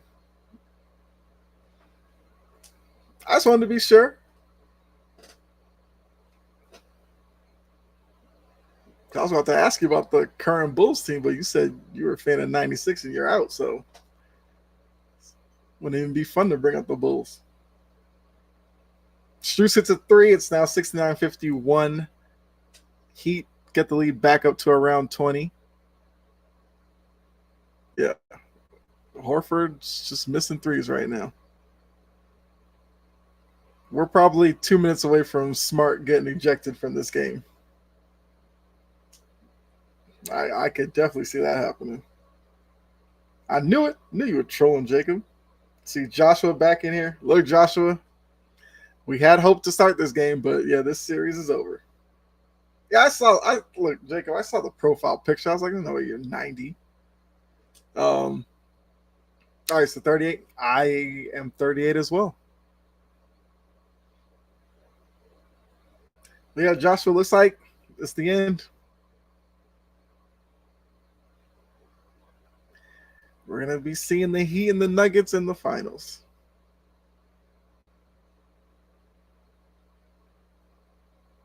Yeah, Smart. I'm assuming he's getting ejected for that.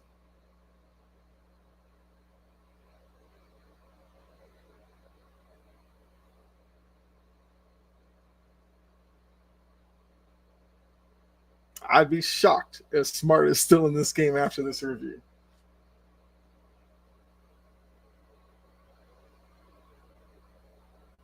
Oh, I mean,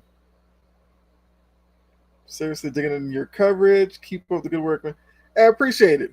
Yeah, I'm trying to do more of these. I just got to decide what games I want to do. I might do a few finals games. We'll see. Jory adds Marcus Smart is good for one ejection a series. He really is. And the way this game and this series is going, I wouldn't be mad.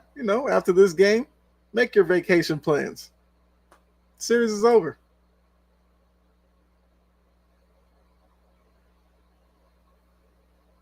Oh, he's still in the game. Okay.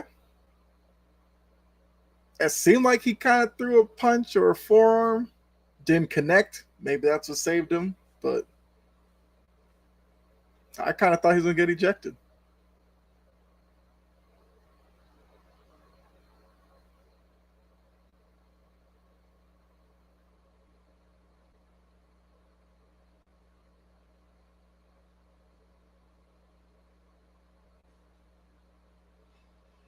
All right, so the Heat have the ball after all that. Nothing came of it. See if they can get it back up to 20. And now they call an offensive foul on Adebayo.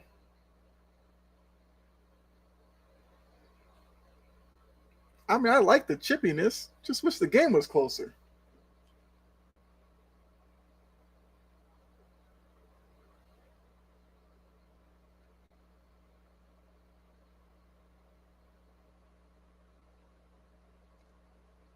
And another. Okay, what is this game right now? You don't call moving screens on Al Horford. The man's a legend.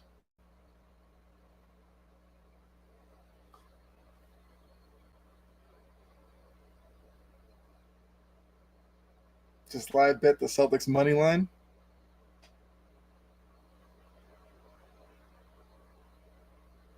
Well, it's a party on South Beach now.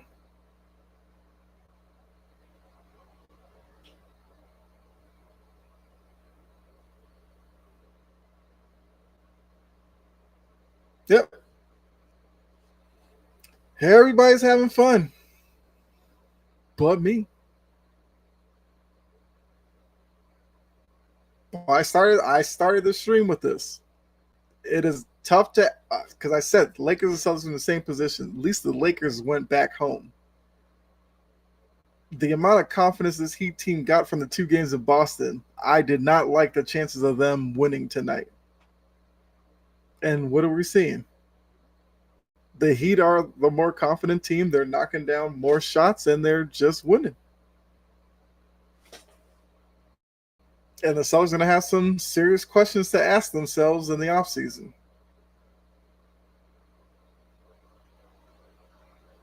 Like I mean, Brett asked it earlier about Grant. I mean, I give Grant credit. He's limited athletically. He's limited with his height and all that. He had a good run last year in the playoffs. I think they got to move on from him. I think Robert Williams has to develop a offensive game outside of offensive rebounds and lobs at the rim. Just give me one post move next season. Even if it's just a half hook. Dwight Howard made it work for him after he eventually turned to that. And then kind of expand upon that. Because Robert Williams, I've seen him take mid-range jump shots. He can hit them. He just hates taking them for whatever reason. So I'd like to see that development next year. I think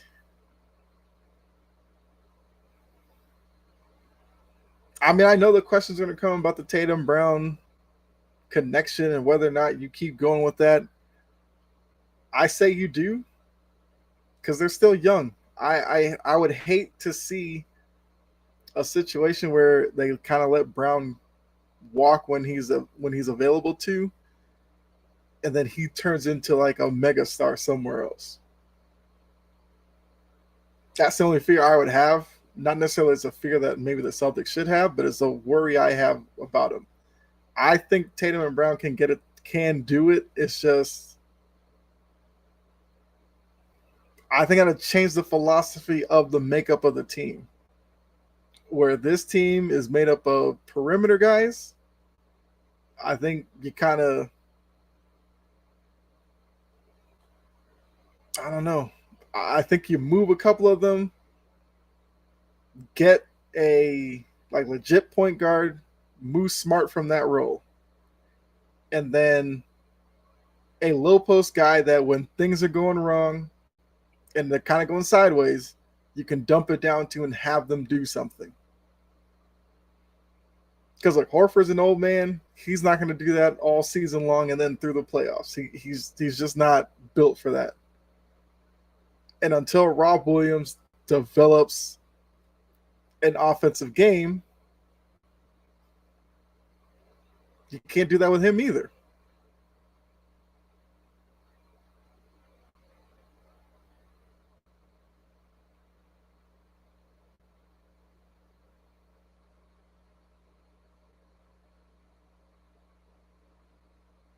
Can they call it technical on Jimmy Butler for copying the Horford whatever?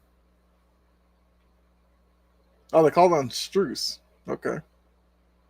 They literally just showed Jimmy Butler doing it, but apparently Struess got the technical. Let me go back to Jory's comment here. I'd say give it 1 to 2 more years. I can agree with that. Because yeah, if you run it back and you go into next year and it kind of looks more like the same, you trade one of the top guys, sure, you'll get value for him.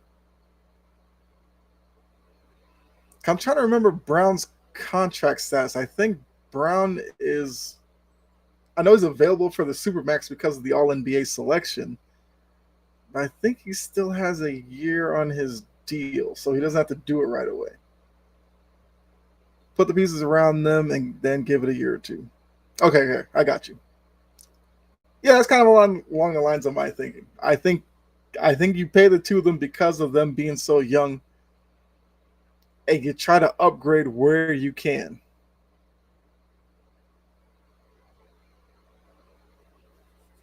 Like if next year Horford is, I'm about to say in a Haslam type role, but Horford's still more effective than Haslam has been in like 3 years. But if that's like his main thing of being on the bench, like break glass in case of emergency most nights. Some nights he plays a little more against certain teams. Fine. But then that means you got to have another big man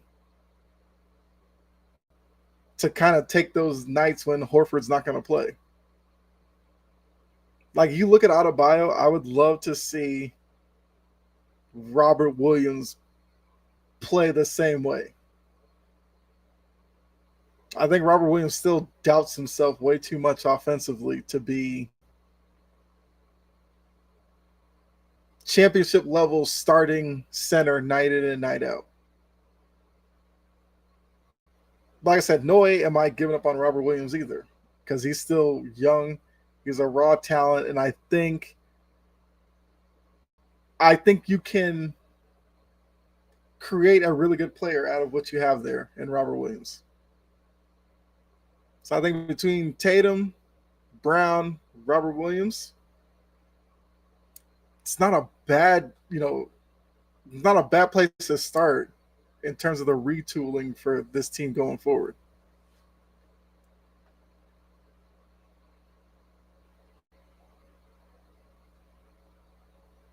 I mean, Brogdon is around for, I think Brogdon's there for 2 more years. So kind of along the lines of Jory's timeline, Brogdon can be a part of that. I think Sam Hauser next year actually has a role on this team.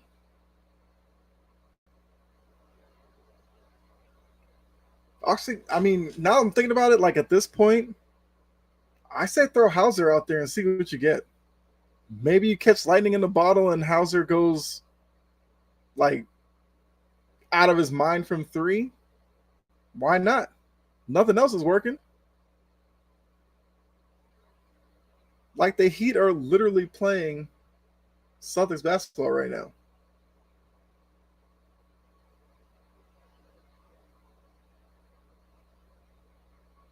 Also, what have we seen from the Heat? Spoelstra's completely gone away from Kyle Lowry. I said that for the whole season. They had to just do it with Kyle Lowry. They didn't move him in the during the trade deadline, but he's relegated to bench duty. I think that made the Heat better. Okay, Jory. I mean, way to kick a dude when he's down. At least the Lakers kept it close for the most part. Sure. I guess. Grand scheme of things, yes.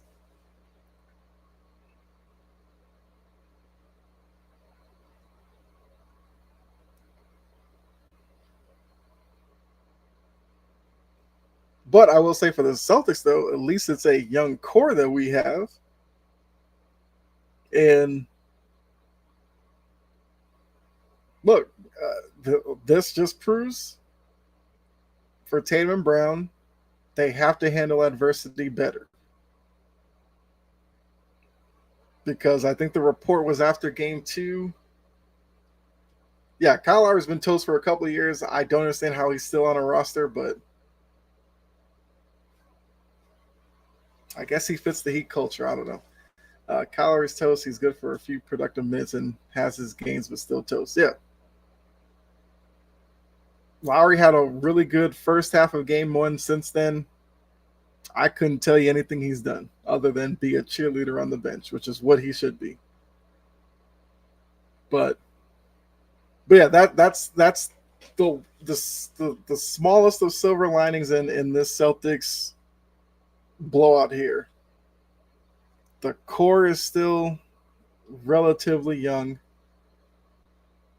and you can at least build from that.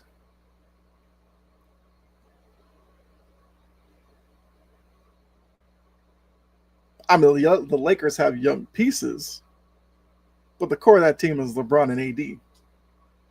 LeBron's 38, AD is a older. What's AD like 32?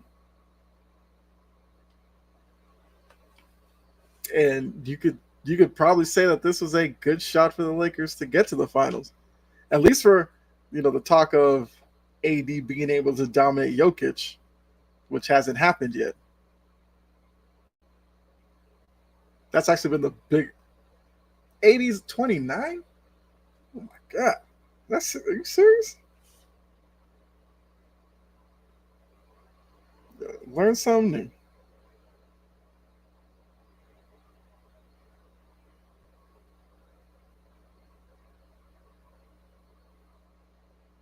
It seems like Anthony Davis has been around for a good bit.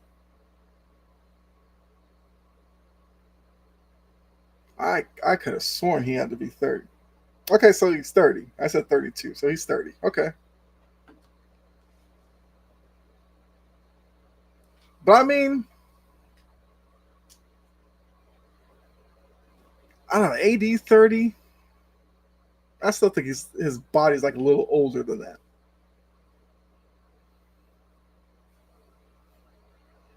But a 38-year-old LeBron, you don't know how many more of these opportunities you'll get with LeBron in that Lakers uniform.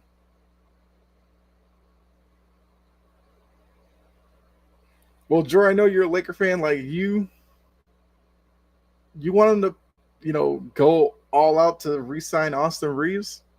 Because I was talking to Brett earlier when he was in the chat, and there's a report that there's a team ready to outbid the Lakers for Austin Reeves. Austin Reeves.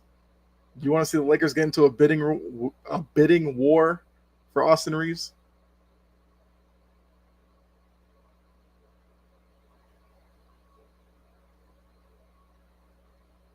I mean, I guess you could use the money you might save on D'Angelo Russell. I don't know if they re-sign him either.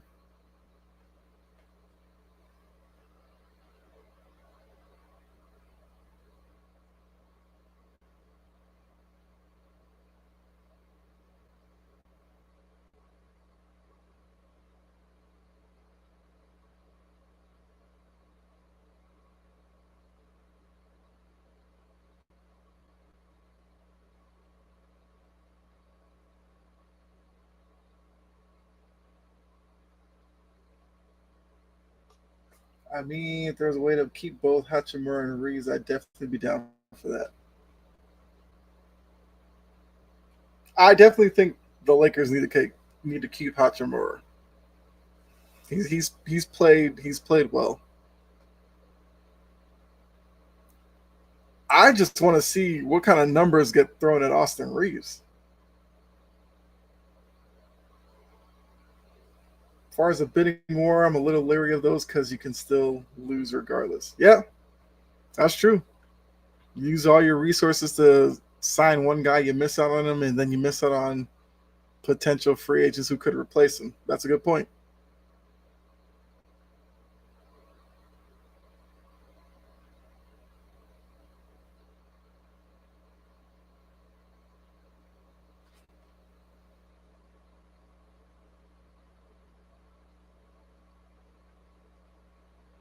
Hmm.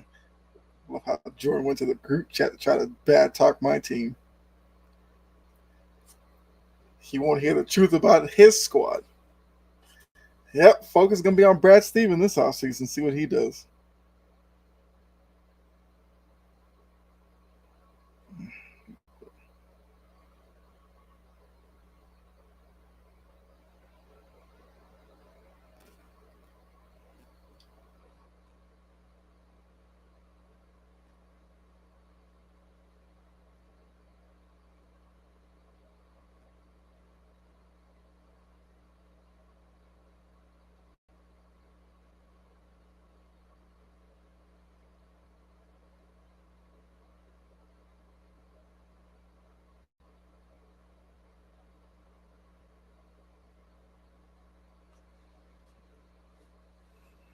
All right, so I mean, like I said, this game's gonna become a bench game really soon. So, chat, I'm all here for you.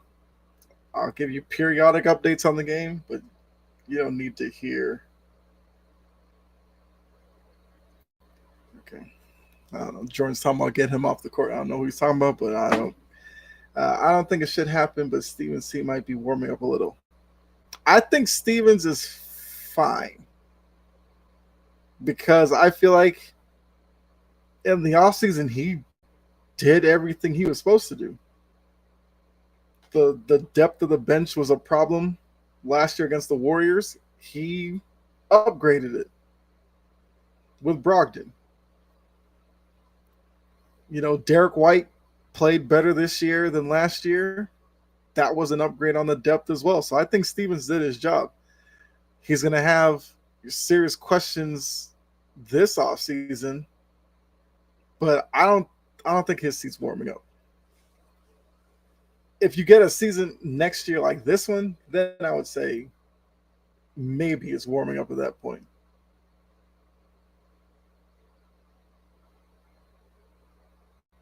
I mean, to be honest, they backed up a finals loss with a Eastern Conference Finals loss. It's not a bad run back to back if you just look at it from the outside, not necessarily seeing the scores of these games or anything like that, or the seeding of Miami being an 8 seed. But now next year it can't be one and done or something like that, because then we got real problems.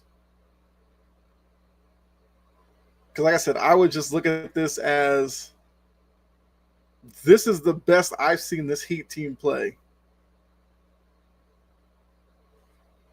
all year.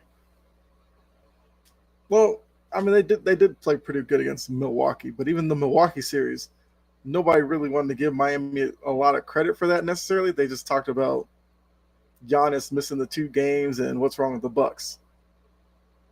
Probably should have seen something there. The Knicks series, the Knicks just weren't ready for that spotlight. So you couldn't really get a good gauge on the Heat in that series either. But now you look at this series, Heat are not an 8 seed. I said this earlier. The Heat play this way, they're top 4 in the East. They probably would have been the 3 seed. Bumping Philly down to the 4 or something.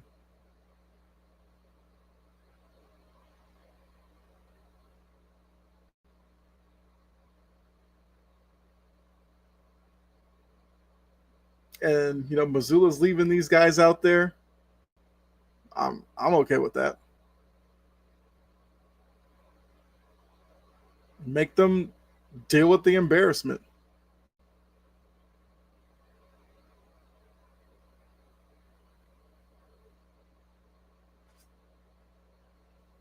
Then 76ers blew it. Yeah. Yeah. 76ers are another team this offseason. It's going to be interesting to see what they do. Although Harden, from reports, is already on his way to Houston. He's going to opt out, sign with Houston. If I'm a Sixers fan, I'm throwing a party. Because from what I've gathered about James Harden, he's not a championship type player. I feel like the past couple of years he's been trying to find the easiest path to a ring. That's why he went to Brooklyn. He figured with Durant and Kyrie, he could kind of just mail it in and they'd win it all. That didn't happen. He went to Philly because Joel Embiid was the most dominant big man in the game, and it was looked at as maybe the two of them, well, Embiid would carry them to a conference finals at least, or maybe a finals appearance. That didn't work. We saw how the end of the Celtics series went, where Harden completely checked out.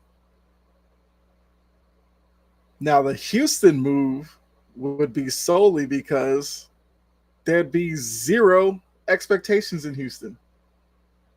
James Harden could go down there and act a fool. Who's going to care? Because if Houston brings him in, they're just looking to sell tickets at that point. And if he does that, maybe he has a fun time in Houston. I still don't understand, with all the young talent Houston has, the obsession with James Harden. I mean, they have a bunch of money to spend. You got to spend it somewhere. If James Harden's their choice, more power to him. Mm-hmm. But yeah, so since this game's a blowout, let's just talk other NBA. I got the game over there. I'm not even looking at it. Just me and you right now. So I did see. Let's talk about this. Apparently, Portland is going to make the number 3 pick available. And the report is they're kind of floating it out there to Minnesota to try to get Karl Anthony Towns out of Minnesota. If you're Minnesota, do you make that move? If you're Portland, is Karl Anthony Towns the guy you target to, I guess, make Lillard happy in Portland? Alex Rodriguez. God, they had to show him.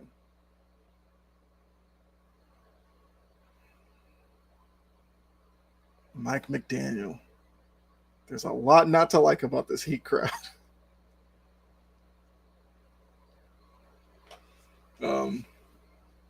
Yeah, I think we all knew when Portland didn't get the number 1 pick, that pick was going to be in play.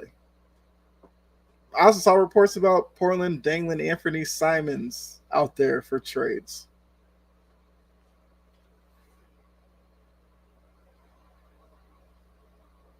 So Jordan's trashing my team and talking about the Lakers need to win 1 game and momentum can swing back.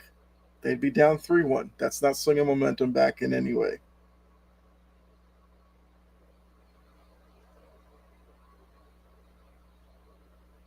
Jory, if you're still here, please tell me you don't think that way.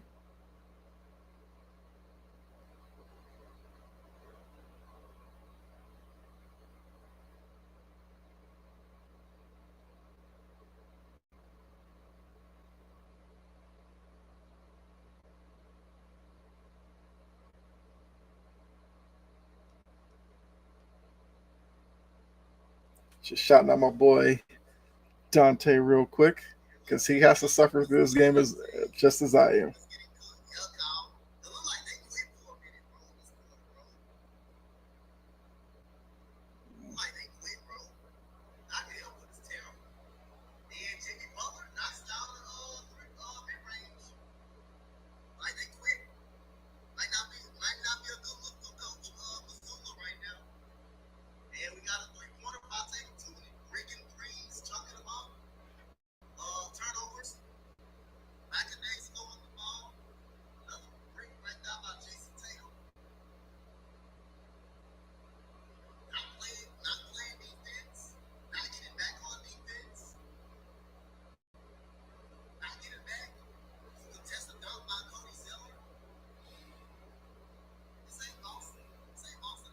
All right, third quarter's over. It's 93-63, Heat with the lead.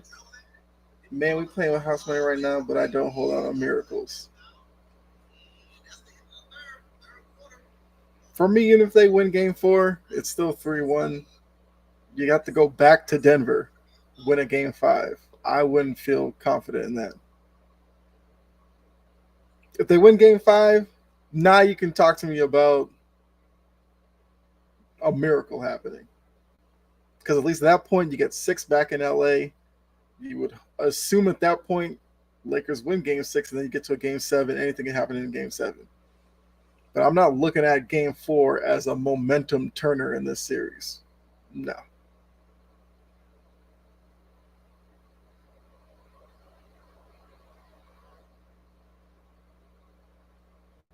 Right. And I'm not expecting that from Denver at this point. At this point, it looks like the Lakers let Jamal Murray get hot. I don't know if they're stopping him at this point right now. Which to me, to be honest with you, that'd be a reason to watch a Denver Miami finals. As hot as Butler is right now versus Jamal Murray, that could be a good little one-on-one battle.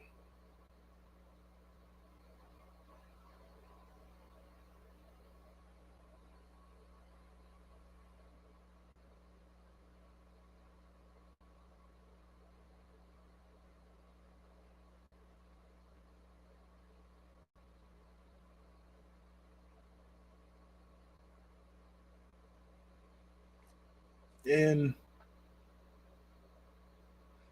and then so right now looking at Coach Dunn says right now Jamal Murray is bubble Murray unstoppable. Yeah, that's what I'm saying.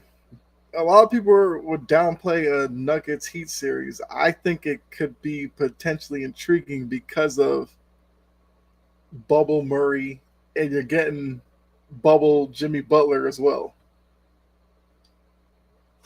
Who wouldn't want to see that back and forth?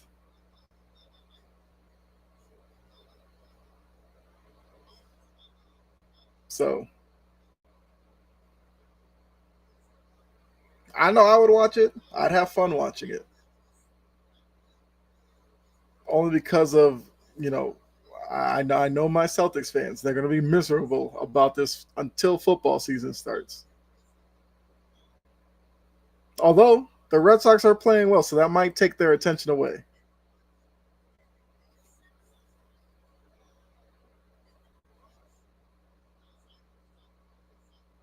I mean that is kind of, yeah. That's the best thing I could say for Celtics fans right now. At least the Red Sox are good, and there's optimism for the Patriots for now.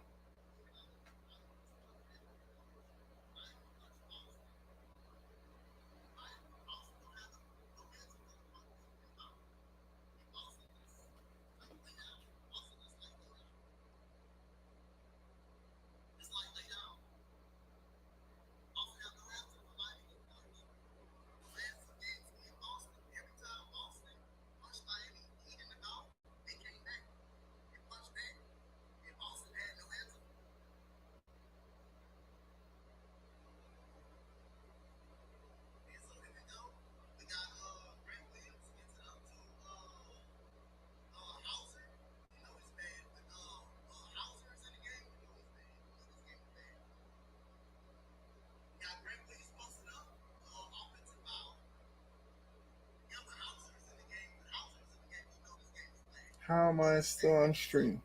What you mean? How am I still on stream?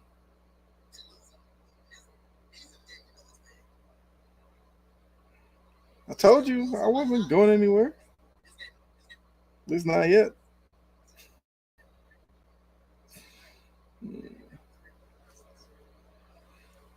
I'm just on here because um, Jory and I have been going back and forth talking some NBA stuff. That's what I said. I understand. I called the series over after the first quarter. So this is more about me talking with y'all about stuff around the NBA. Y'all are getting shocked. Yeah, I know that. and I'm okay with it.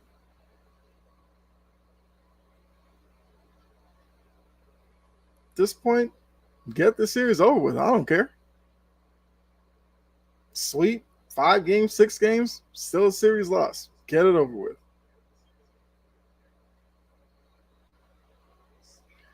Jordan, I know it's you.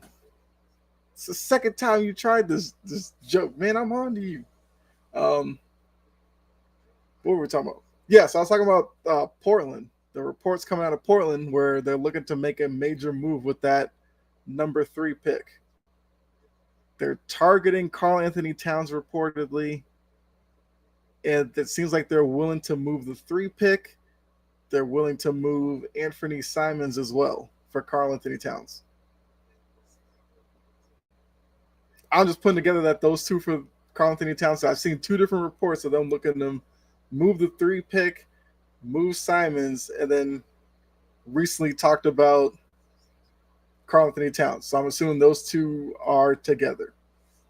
And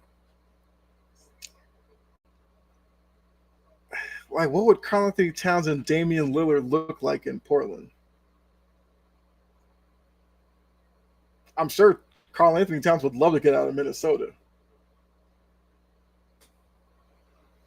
It was a stupid move anyway.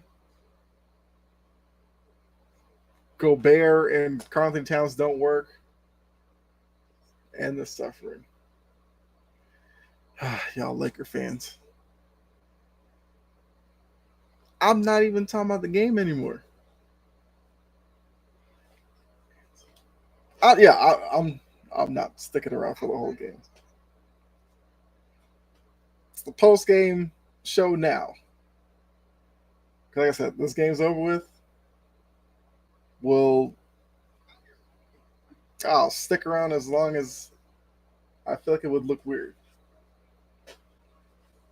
Well, Portland's desperate to appease Lillard because we know the media is trying to get Lillard out of Portland. And it seems like Lillard's happy to be in Portland because he's connected with the community. At least that's the perception. For all we know, behind closed doors, he's putting a lot of pressure on the front office to do something. I mean, if Portland doesn't go after Karl Anthony Towns, we've heard the Knicks want to go after Karl Anthony Towns. Minnesota has to do something. They can't move Gobert because who's taking Gobert? Nobody. You're not trading Anthony Edwards if you're smart. So Karl Anthony Towns is the odd man out. And as a Minnesota fan, if you're going to tell me the result of you overpaying in terms of assets and all that you sent away for Rudy Gobert is now you lose Karl Anthony Towns, that move looks even worse on paper than it did before. Because say what you want about Karl Anthony Towns and, him maybe lacking aggression or all that, he's still more talented than Rudy Gobert. And would this just be the first shoe to drop? Because I can't see Anthony Edwards being happy just being him and Rudy Gobert in Minnesota. Tell me where that team is next year. So it's going to be interesting to see Portland, Minnesota. What other teams are in the news? I mean, talking about Wembayama and San Antonio, I think that's going to be a good fit for him. But Minnesota's going to have to live with the fact that Gobert was the worst decision ever. And I still don't understand what was the need for the Gobert thing. Because if I looked at Minnesota's issues when it was just Karl Anthony Towns and a young, rookie Anthony Edwards, I didn't think, oh, yeah, you know what they need? Rudy Gobert, a guy who kills your spacing. It has only one really good trait. He rebounds. Well, he blocks shots too, but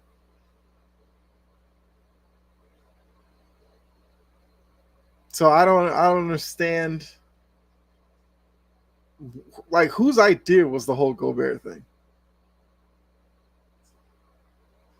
I feel like there's so many other guys you could have put on that team that would have made more sense. than Rudy Gobert. I mean, I agree Utah needed to get rid of him because he and Donovan Mitchell, they went as far as they were ever going to go. Because when you had Gobert and Mitchell, their offense bogged down to just everybody's watching Donovan Mitchell and hoping. And that was only going to take you so far. Coach said, whoever thought that team was going to work, it's a shame on them. Minnesota made. That's right. I never thought Karl-Anthony Towns and Rudy Gobert was going to work. But somehow somebody in the front office convinced somebody to make that trade. So that all goes back to, Brett asked about Grant Williams and, hear about Austin Reeves. Some of these teams make moves like that. Maybe some team outbids the Lakers, and then a couple of years it looks like they overpaid for Austin Reeves. Maybe, Grant supposedly early in the season wanted $20 million. Maybe some team comes close to that, and then a couple of years you're like, you really use that money on Grant Williams. Some of these teams, they don't know what they're doing. That's why they're perpetually rebuilding, retooling, underachieving. And Minnesota is one of those teams. And if Minnesota's not careful, they're going to waste Anthony Edwards and the talent that he is.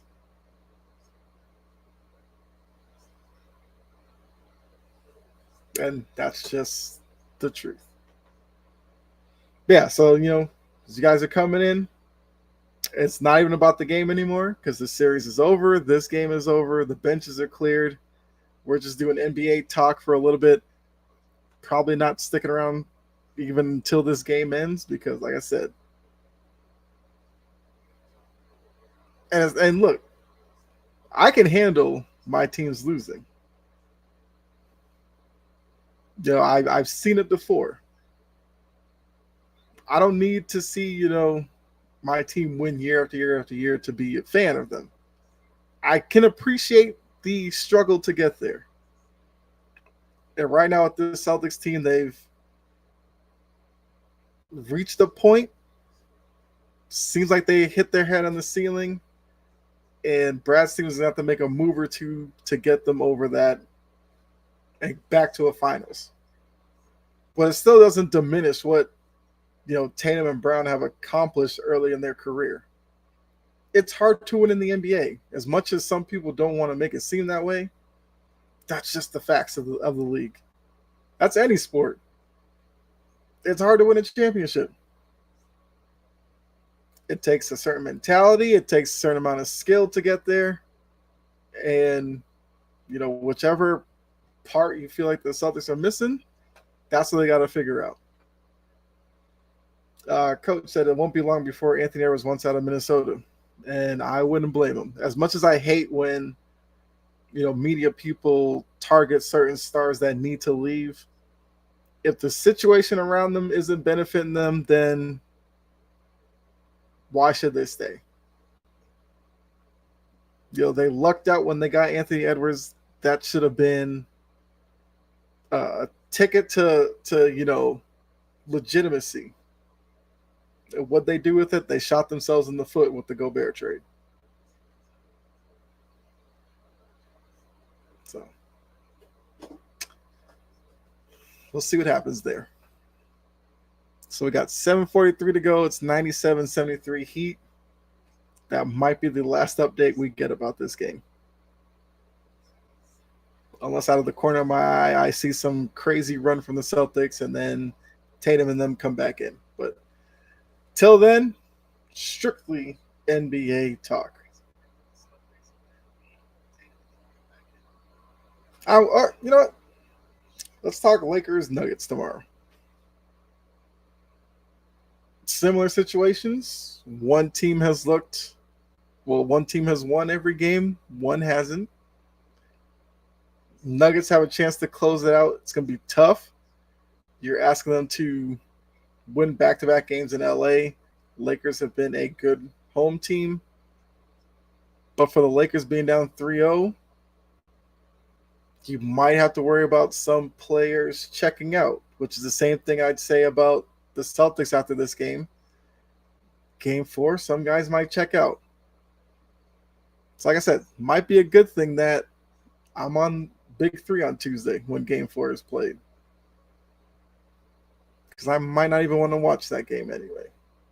So, but yeah, you'll learn a lot about how serious the Lakers are about extending that series probably in the first 6 minutes of the game. If they look engaged and locked in, there's a chance. If they're kicking the ball around and leaving guys wide open, that could be a sweep.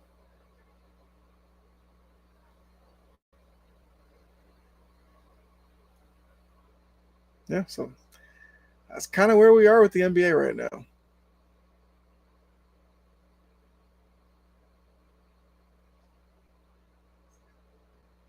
But yeah, like I said, it's just NBA talk. So if you got any comments or anything, I need the Lakers to stop trying to just shoot. I agree. I don't understand that. Like, I get the Celtics doing it. They did that all year. The Lakers' strength has never been perimeter shooting, but now all of a sudden they want to make that their strength. Like, AD should have a mismatch in the paint against Jeff Green, Jokic, any one of those guys. Yes, Jokic is a big body, but AD is supposed to be more athletic than him. I still find it weird that there's been several times in that series where Jokic has taken AD off the dribble. To me, that should never happen with AD's skill set. Um, LeBron being 38, I've said this for years now. I don't see why he doesn't spend 95% of his game on the post. Who does Denver have that should match LeBron physically on the post? I don't know, but he doesn't seem to stay down there. He just I mean the 1 for 20 and all that's his fourth quarter 3-point shooting is crazy to me. But he's gonna keep firing them because he knows in LA if he hits a couple of threes, the building goes crazy. Rui literally said they don't have a good rim defense. How is it that Rui is the only one who understands that? Jokic, Jokic can barely jump over a cell phone. He's not stopping guys at the rim. Unless you go soft, then yeah, he might get a block or two, but that shouldn't deter you from going to the rim. Coach said 3-on-5 basketball when D'Angelo Russell is missing shots and taking too many terrible 3-pointers. He hurts the Lakers offensively more. Danny helps them, and Vanderbilt can't even shoot. Hey, those are the big pieces they got from the trade. Now, I mean, Laker fans, if you didn't know, it's kind of been the MO of D'Angelo Russell. When D'Angelo Russell's on, fun to watch.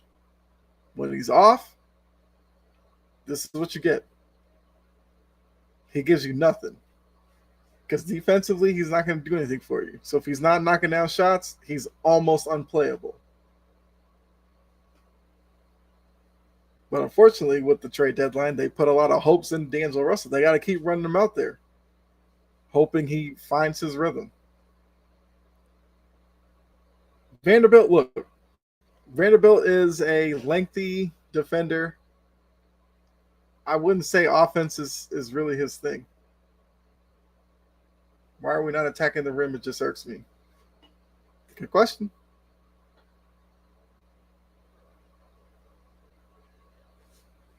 It's a very good question. We almost got a 40 ball. Yeah.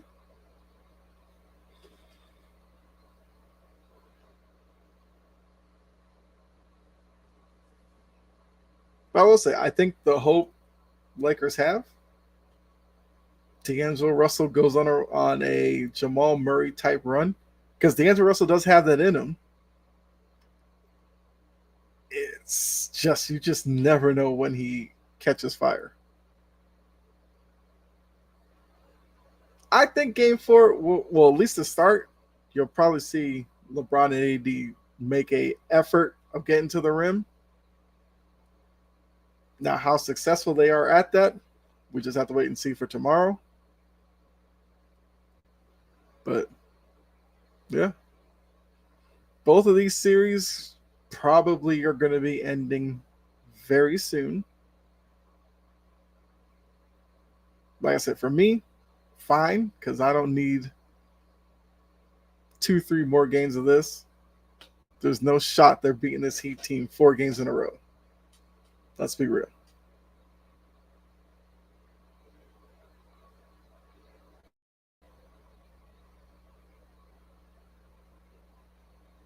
I couldn't even tell you who I would see more likely doing it. I don't think it happens either way.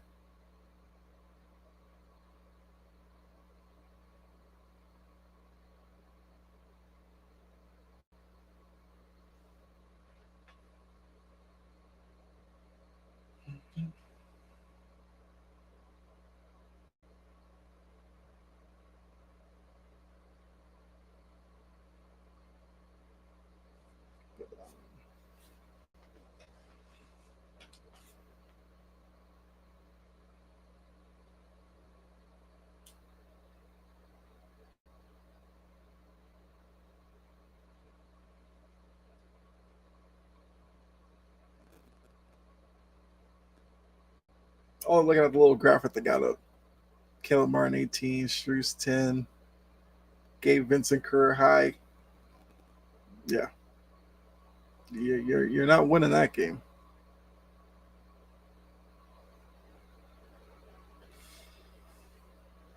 So yeah, appreciate those of you sticking around. Oh yeah, that's the other weird 2023 sports story. The Florida Panthers look like they're going to make the Stanley Cup Finals. So,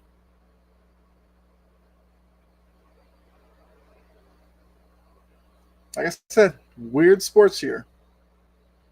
That's fine with me because I can focus on my Houston Astros. And Dante, I'm right there with you. I just said like an hour ago, the Red Sox are good.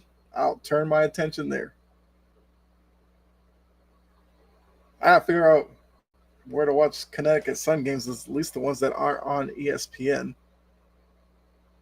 because they're undefeated to start the season. So I'll watch them as well, at least until Patriots get going. 29, 11, 4. Yeah, Gabe Vincent, great today. But that's what I'm saying. That's what's happening with the Heat. Each game has been Butler's done his thing or whatever, but there's always been another guy who's had a really good game. Game 3, Gabe Vincent. Game 2 was it Struce? Game 2? No, game 2 was Caleb Martin. I think game 1 was Struce. So they've gotten contributions from one of those guys in each of the games, and that's really helped them. Whereas the Celtics, it's been Tatum with 30-plus games, although I don't know how much he has tonight. And I'll be watching WNBA and waiting for football season. Oh, you don't have a baseball team, Jory?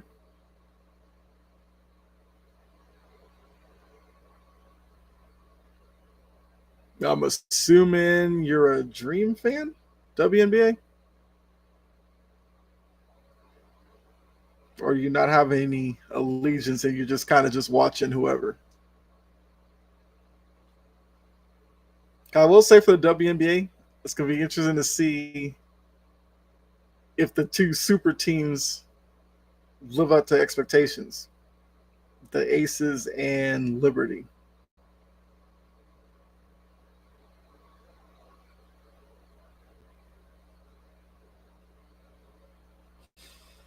But I'll definitely turn my attention to other sports. I can't get into baseball. I feel you. Although the new rules on speeding up the game has made baseball so much better. Oh, love it. Don't worry about it. At least the Connecticut Sun out there showing fight heart. At least they care.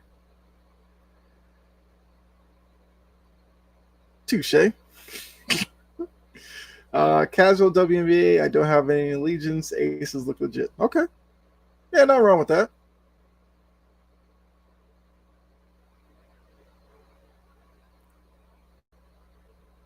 I also turn my attention to soccer.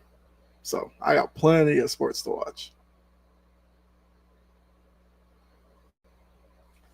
I mean, I can't wait for a Champions League final, where I'm assuming Man City's just going to win it, but I'll be watching to see if Manchester City can win the treble. Got U.S. soccer with Gold Cup or Nations League Cup, one of those cups coming up. I'll be watching all that. So yeah, for the Boston area, the like diehard Celtics fans, yeah. Well, I mean, not the diehard, but like the ones in Boston that only focus on the Celtics, they're gonna hate this for a while. But for me, I'm moving on. Hey Kyle, how you doing? How about them Heat? Just like the Panthers, Florida just enjoying the riches right now. All right, hold on. I gotta go back and see. Let's see who's trying to troll. Pavel, what's up? Yeah, I was just talking about how 2023 is just an odd year. Panthers look like they're going to make the Stanley Cup. Great story. Heat making the finals. Great story. You know, what else I say? Bama not in the college football playoff. Odd. Tampa Bay Rays, another Florida team, had the best record in baseball. I don't know what's going on in Florida, but I guess that means what? The Dolphins are going to win the AFC? Bucks win the NFC? Is that where we're going?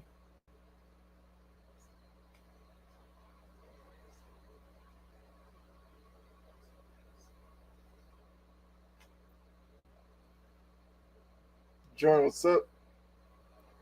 Tatum, green or brown or invisible? Yeah. All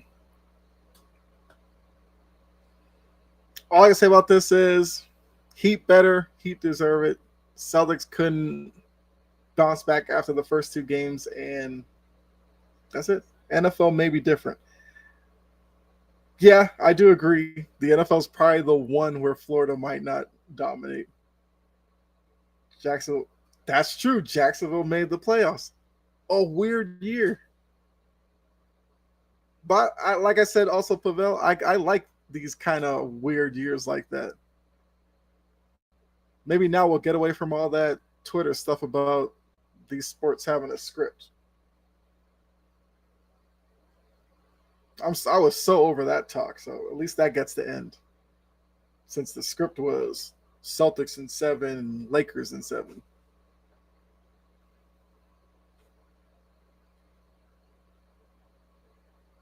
At that point, if that does happen,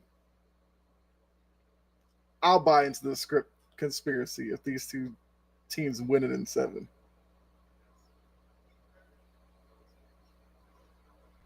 Denver versus Miami final A. Yeah. It pains me to say it. I know you as a Titans fan, you don't like seeing Jacksonville do well. But hey, right, well, Jory, if 2023 is gonna be as weird as it is, maybe Tennessee has a really good year next year. Nobody would see that coming in. It would fit for 2023. Vegas Aces, Mystic, New York Liberty give them some time. The Sun, Sky, Wings are all my playoff teams, and also the Dream. Okay.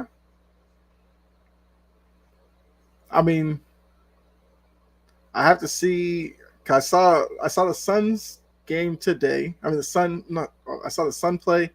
I saw the Mercury, not the Suns. Mercury. Since this is what Grinder's first game back at home. But yeah, I'll definitely have to check out some other teams. But I want to see a Liberty Aces. I want to see what they look like with their stack squads.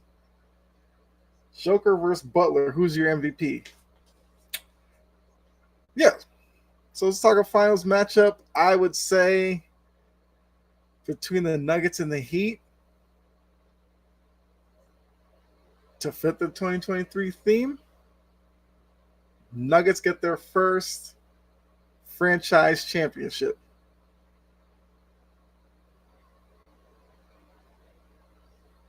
But I do wonder, could Jamal Murray maybe steal the Finals MVP from Joker?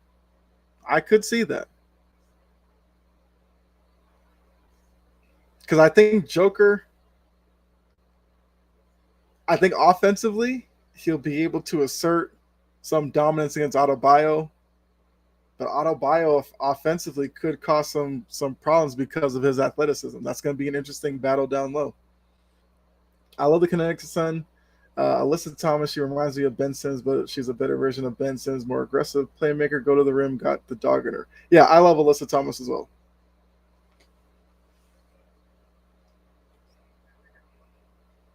Yeah, I knew they kept Alyssa Thomas, and yes, I'm happy for that one. I still couldn't believe all the moves the Sun made. Jasmine Thomas. Well, Jonquil Jones made it seem like she wanted out, which I mean I can respect that, I guess. But both are just Supermen right now, so we writing off the Lakers just like that. Yeah. I was answering the question, Jordan. No reason to get all crazy about it. We're just saying the way it's looking. Yes, Denver versus the Heat. I mean, hey, KG said it best. Anything's possible.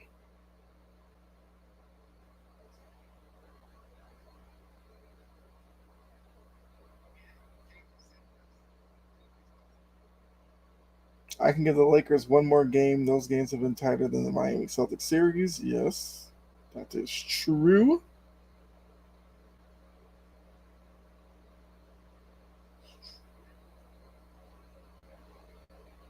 Ryan, see, Nuggets ain't that great of a team. No bench and all ISO. Suns took them to 6 games. Well, I think it's kind of hard to say that now. What we've seen through the first 3 games against the Lakers. Well, I mean, I guess I can see where you're coming from. Um, so that's still going to be a playoff threat, though, and they still play pretty good defense. Brianna Jones is one of the best offensive rebounds in the game. The Dewana Parker is nice. Yes. Yeah. I do like Bonner. She's really good offensively. Brianna Jones. I'm trying to picture her. Yes. Yeah. Yeah. They definitely do have some pieces there. I was just, like I said, surprised that some of the pieces that they did let go. But yeah, the cupboard is not bare in Connecticut. That's for sure.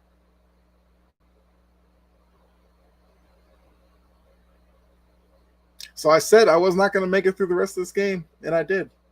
That's all thanks to y'all because, like I said, after the third quarter, it just turned into me talking to you. So I really appreciate you all sticking around with me. I'm sure most of you turned the game off as well, except for the ones who wanted to throw it in my face. It's all good because it's deserved. I was not expecting this. I mean, 128-100 final. The game was a bigger blowout than that score would tell you. So, Sellers definitely has some questions. Uh, I I don't know what to expect in Game 4. Your guess is as good as mine. I'm assuming Miami ends it in 4, but I don't know if I can fully understand what Miami is at this point either. But see a few people in here. Keep throwing out those comments in the chat. I'll stick around as long as y'all want to talk about the game if you want. If you want to torture me, we could talk about the game or just talk about other happenings around the NBA. I had the game on just as background noise, but now I got you on, Kyle. Keep on doing the great work. I appreciate that. I'm trying. Uh, trying to do more of these watch along type, you know, videos and streams because I have fun doing this. Believe it or not, despite what my Celtics did today, but Lakers in 7. Yes, it's possible, Jordan. Because I said, KG said anything's possible. 2023 has been a weird year. That would be the biggest oddity, which means it has a likelihood of coming true. I wouldn't bet on it, but I mean, look, that's how you're supposed to be anyway.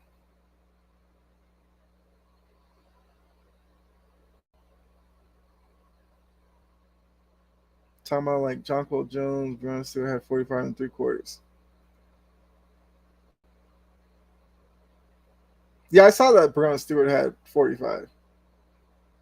I like her game a lot. I do.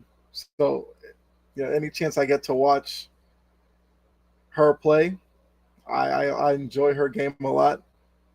I mean, Dante, look, I know you are you were tapped in WNBA. Like, I'm a fan of WNBA, but I'm definitely not a fan of it like I am of the NBA. That's definitely something I'm trying to do.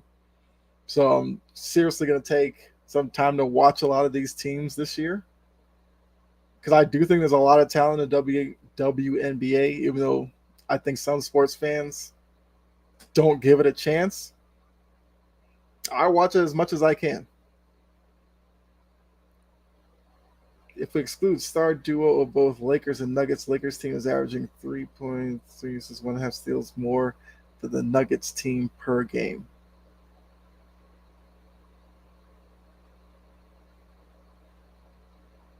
Yeah, I was just thinking about that. Yeah, because you're saying outside the stars, so you're looking at um, Lakers. You're looking at what Reeves, Russell. Um, why am I drawing a blank on guys who are playing? I mean Vanderbilt, Hachimura versus Nuggets outside of, I guess you're saying Jokic and Murray. You're looking at Porter Jr., Jeff Green. Yeah, I'm not. Yeah, that makes sense. If the Lakers manage to pull off a miracle, the group will be just as insufferable as ever, and I might join in. Uh, look, Jory, if that happens, you have every right to be insufferable. And I guarantee you still won't be as insufferable as some others on the network. I can guarantee you. Those people know who I'm talking about.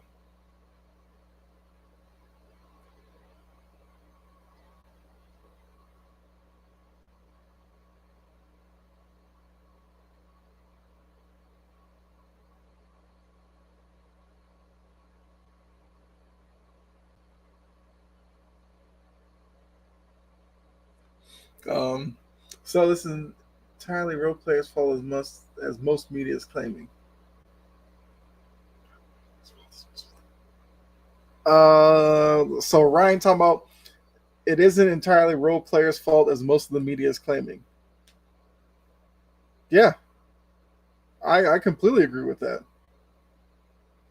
If I'm looking at the Lakers' issues in this series, I can't say Hachimura's been a problem. He's probably been the best player that they've had.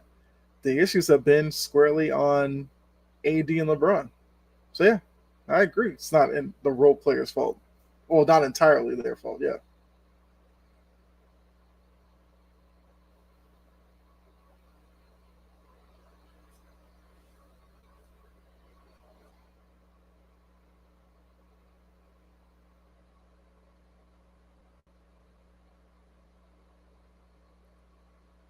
But I mean, Ryan, look, we know when it comes to the media, some of them have agendas they have to drive, so they kind of stick to it.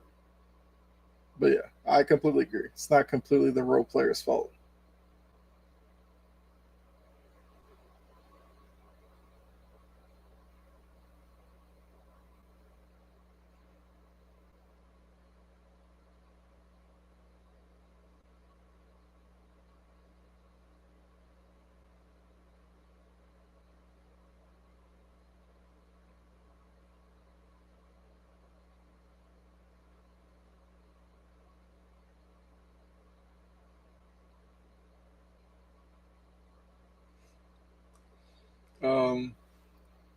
But yeah, so the game ended some time ago.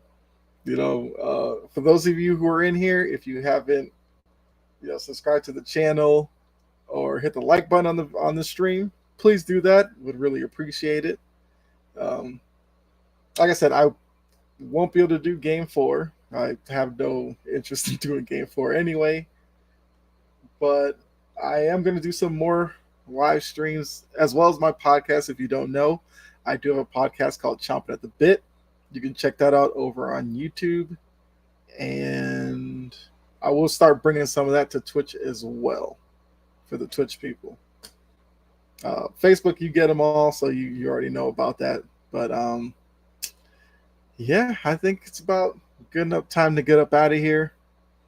Look, those of you who stuck through this game, I mean, I did for the stream, but you guys are definitely troopers. I'm sure you could have found better ways to spend 3 hours of your life, but you chose to watch this game and listen and watch me. So thanks a lot. But yeah, I'm gonna get out of here. So Jory, Ryan, Coach, Jordan, all of you, appreciate you. You guys have been great. You definitely made it enjoyable for me to suffer through the game. So that's the reason why I'm looking to do more of these. But yeah, so if you don't see me on this channel, make sure you check me out, as well as Jory, Jordan, Coach, some of those who are in the chat over on Sports Empire Network. I shout them out as well because they've definitely helped me out with my channel as well. So I shout them out any chance I get. A lot of great things going on over there. So you subscribe over here, go to their channel, subscribe there. I'm on there Mondays, Tuesdays, and Thursdays, but there's other great shows on there as well, and great shows to come. So I'll leave you with this. Have the great rest of your night. Be safe. God bless. And I'll see you guys later. All right, I'm out.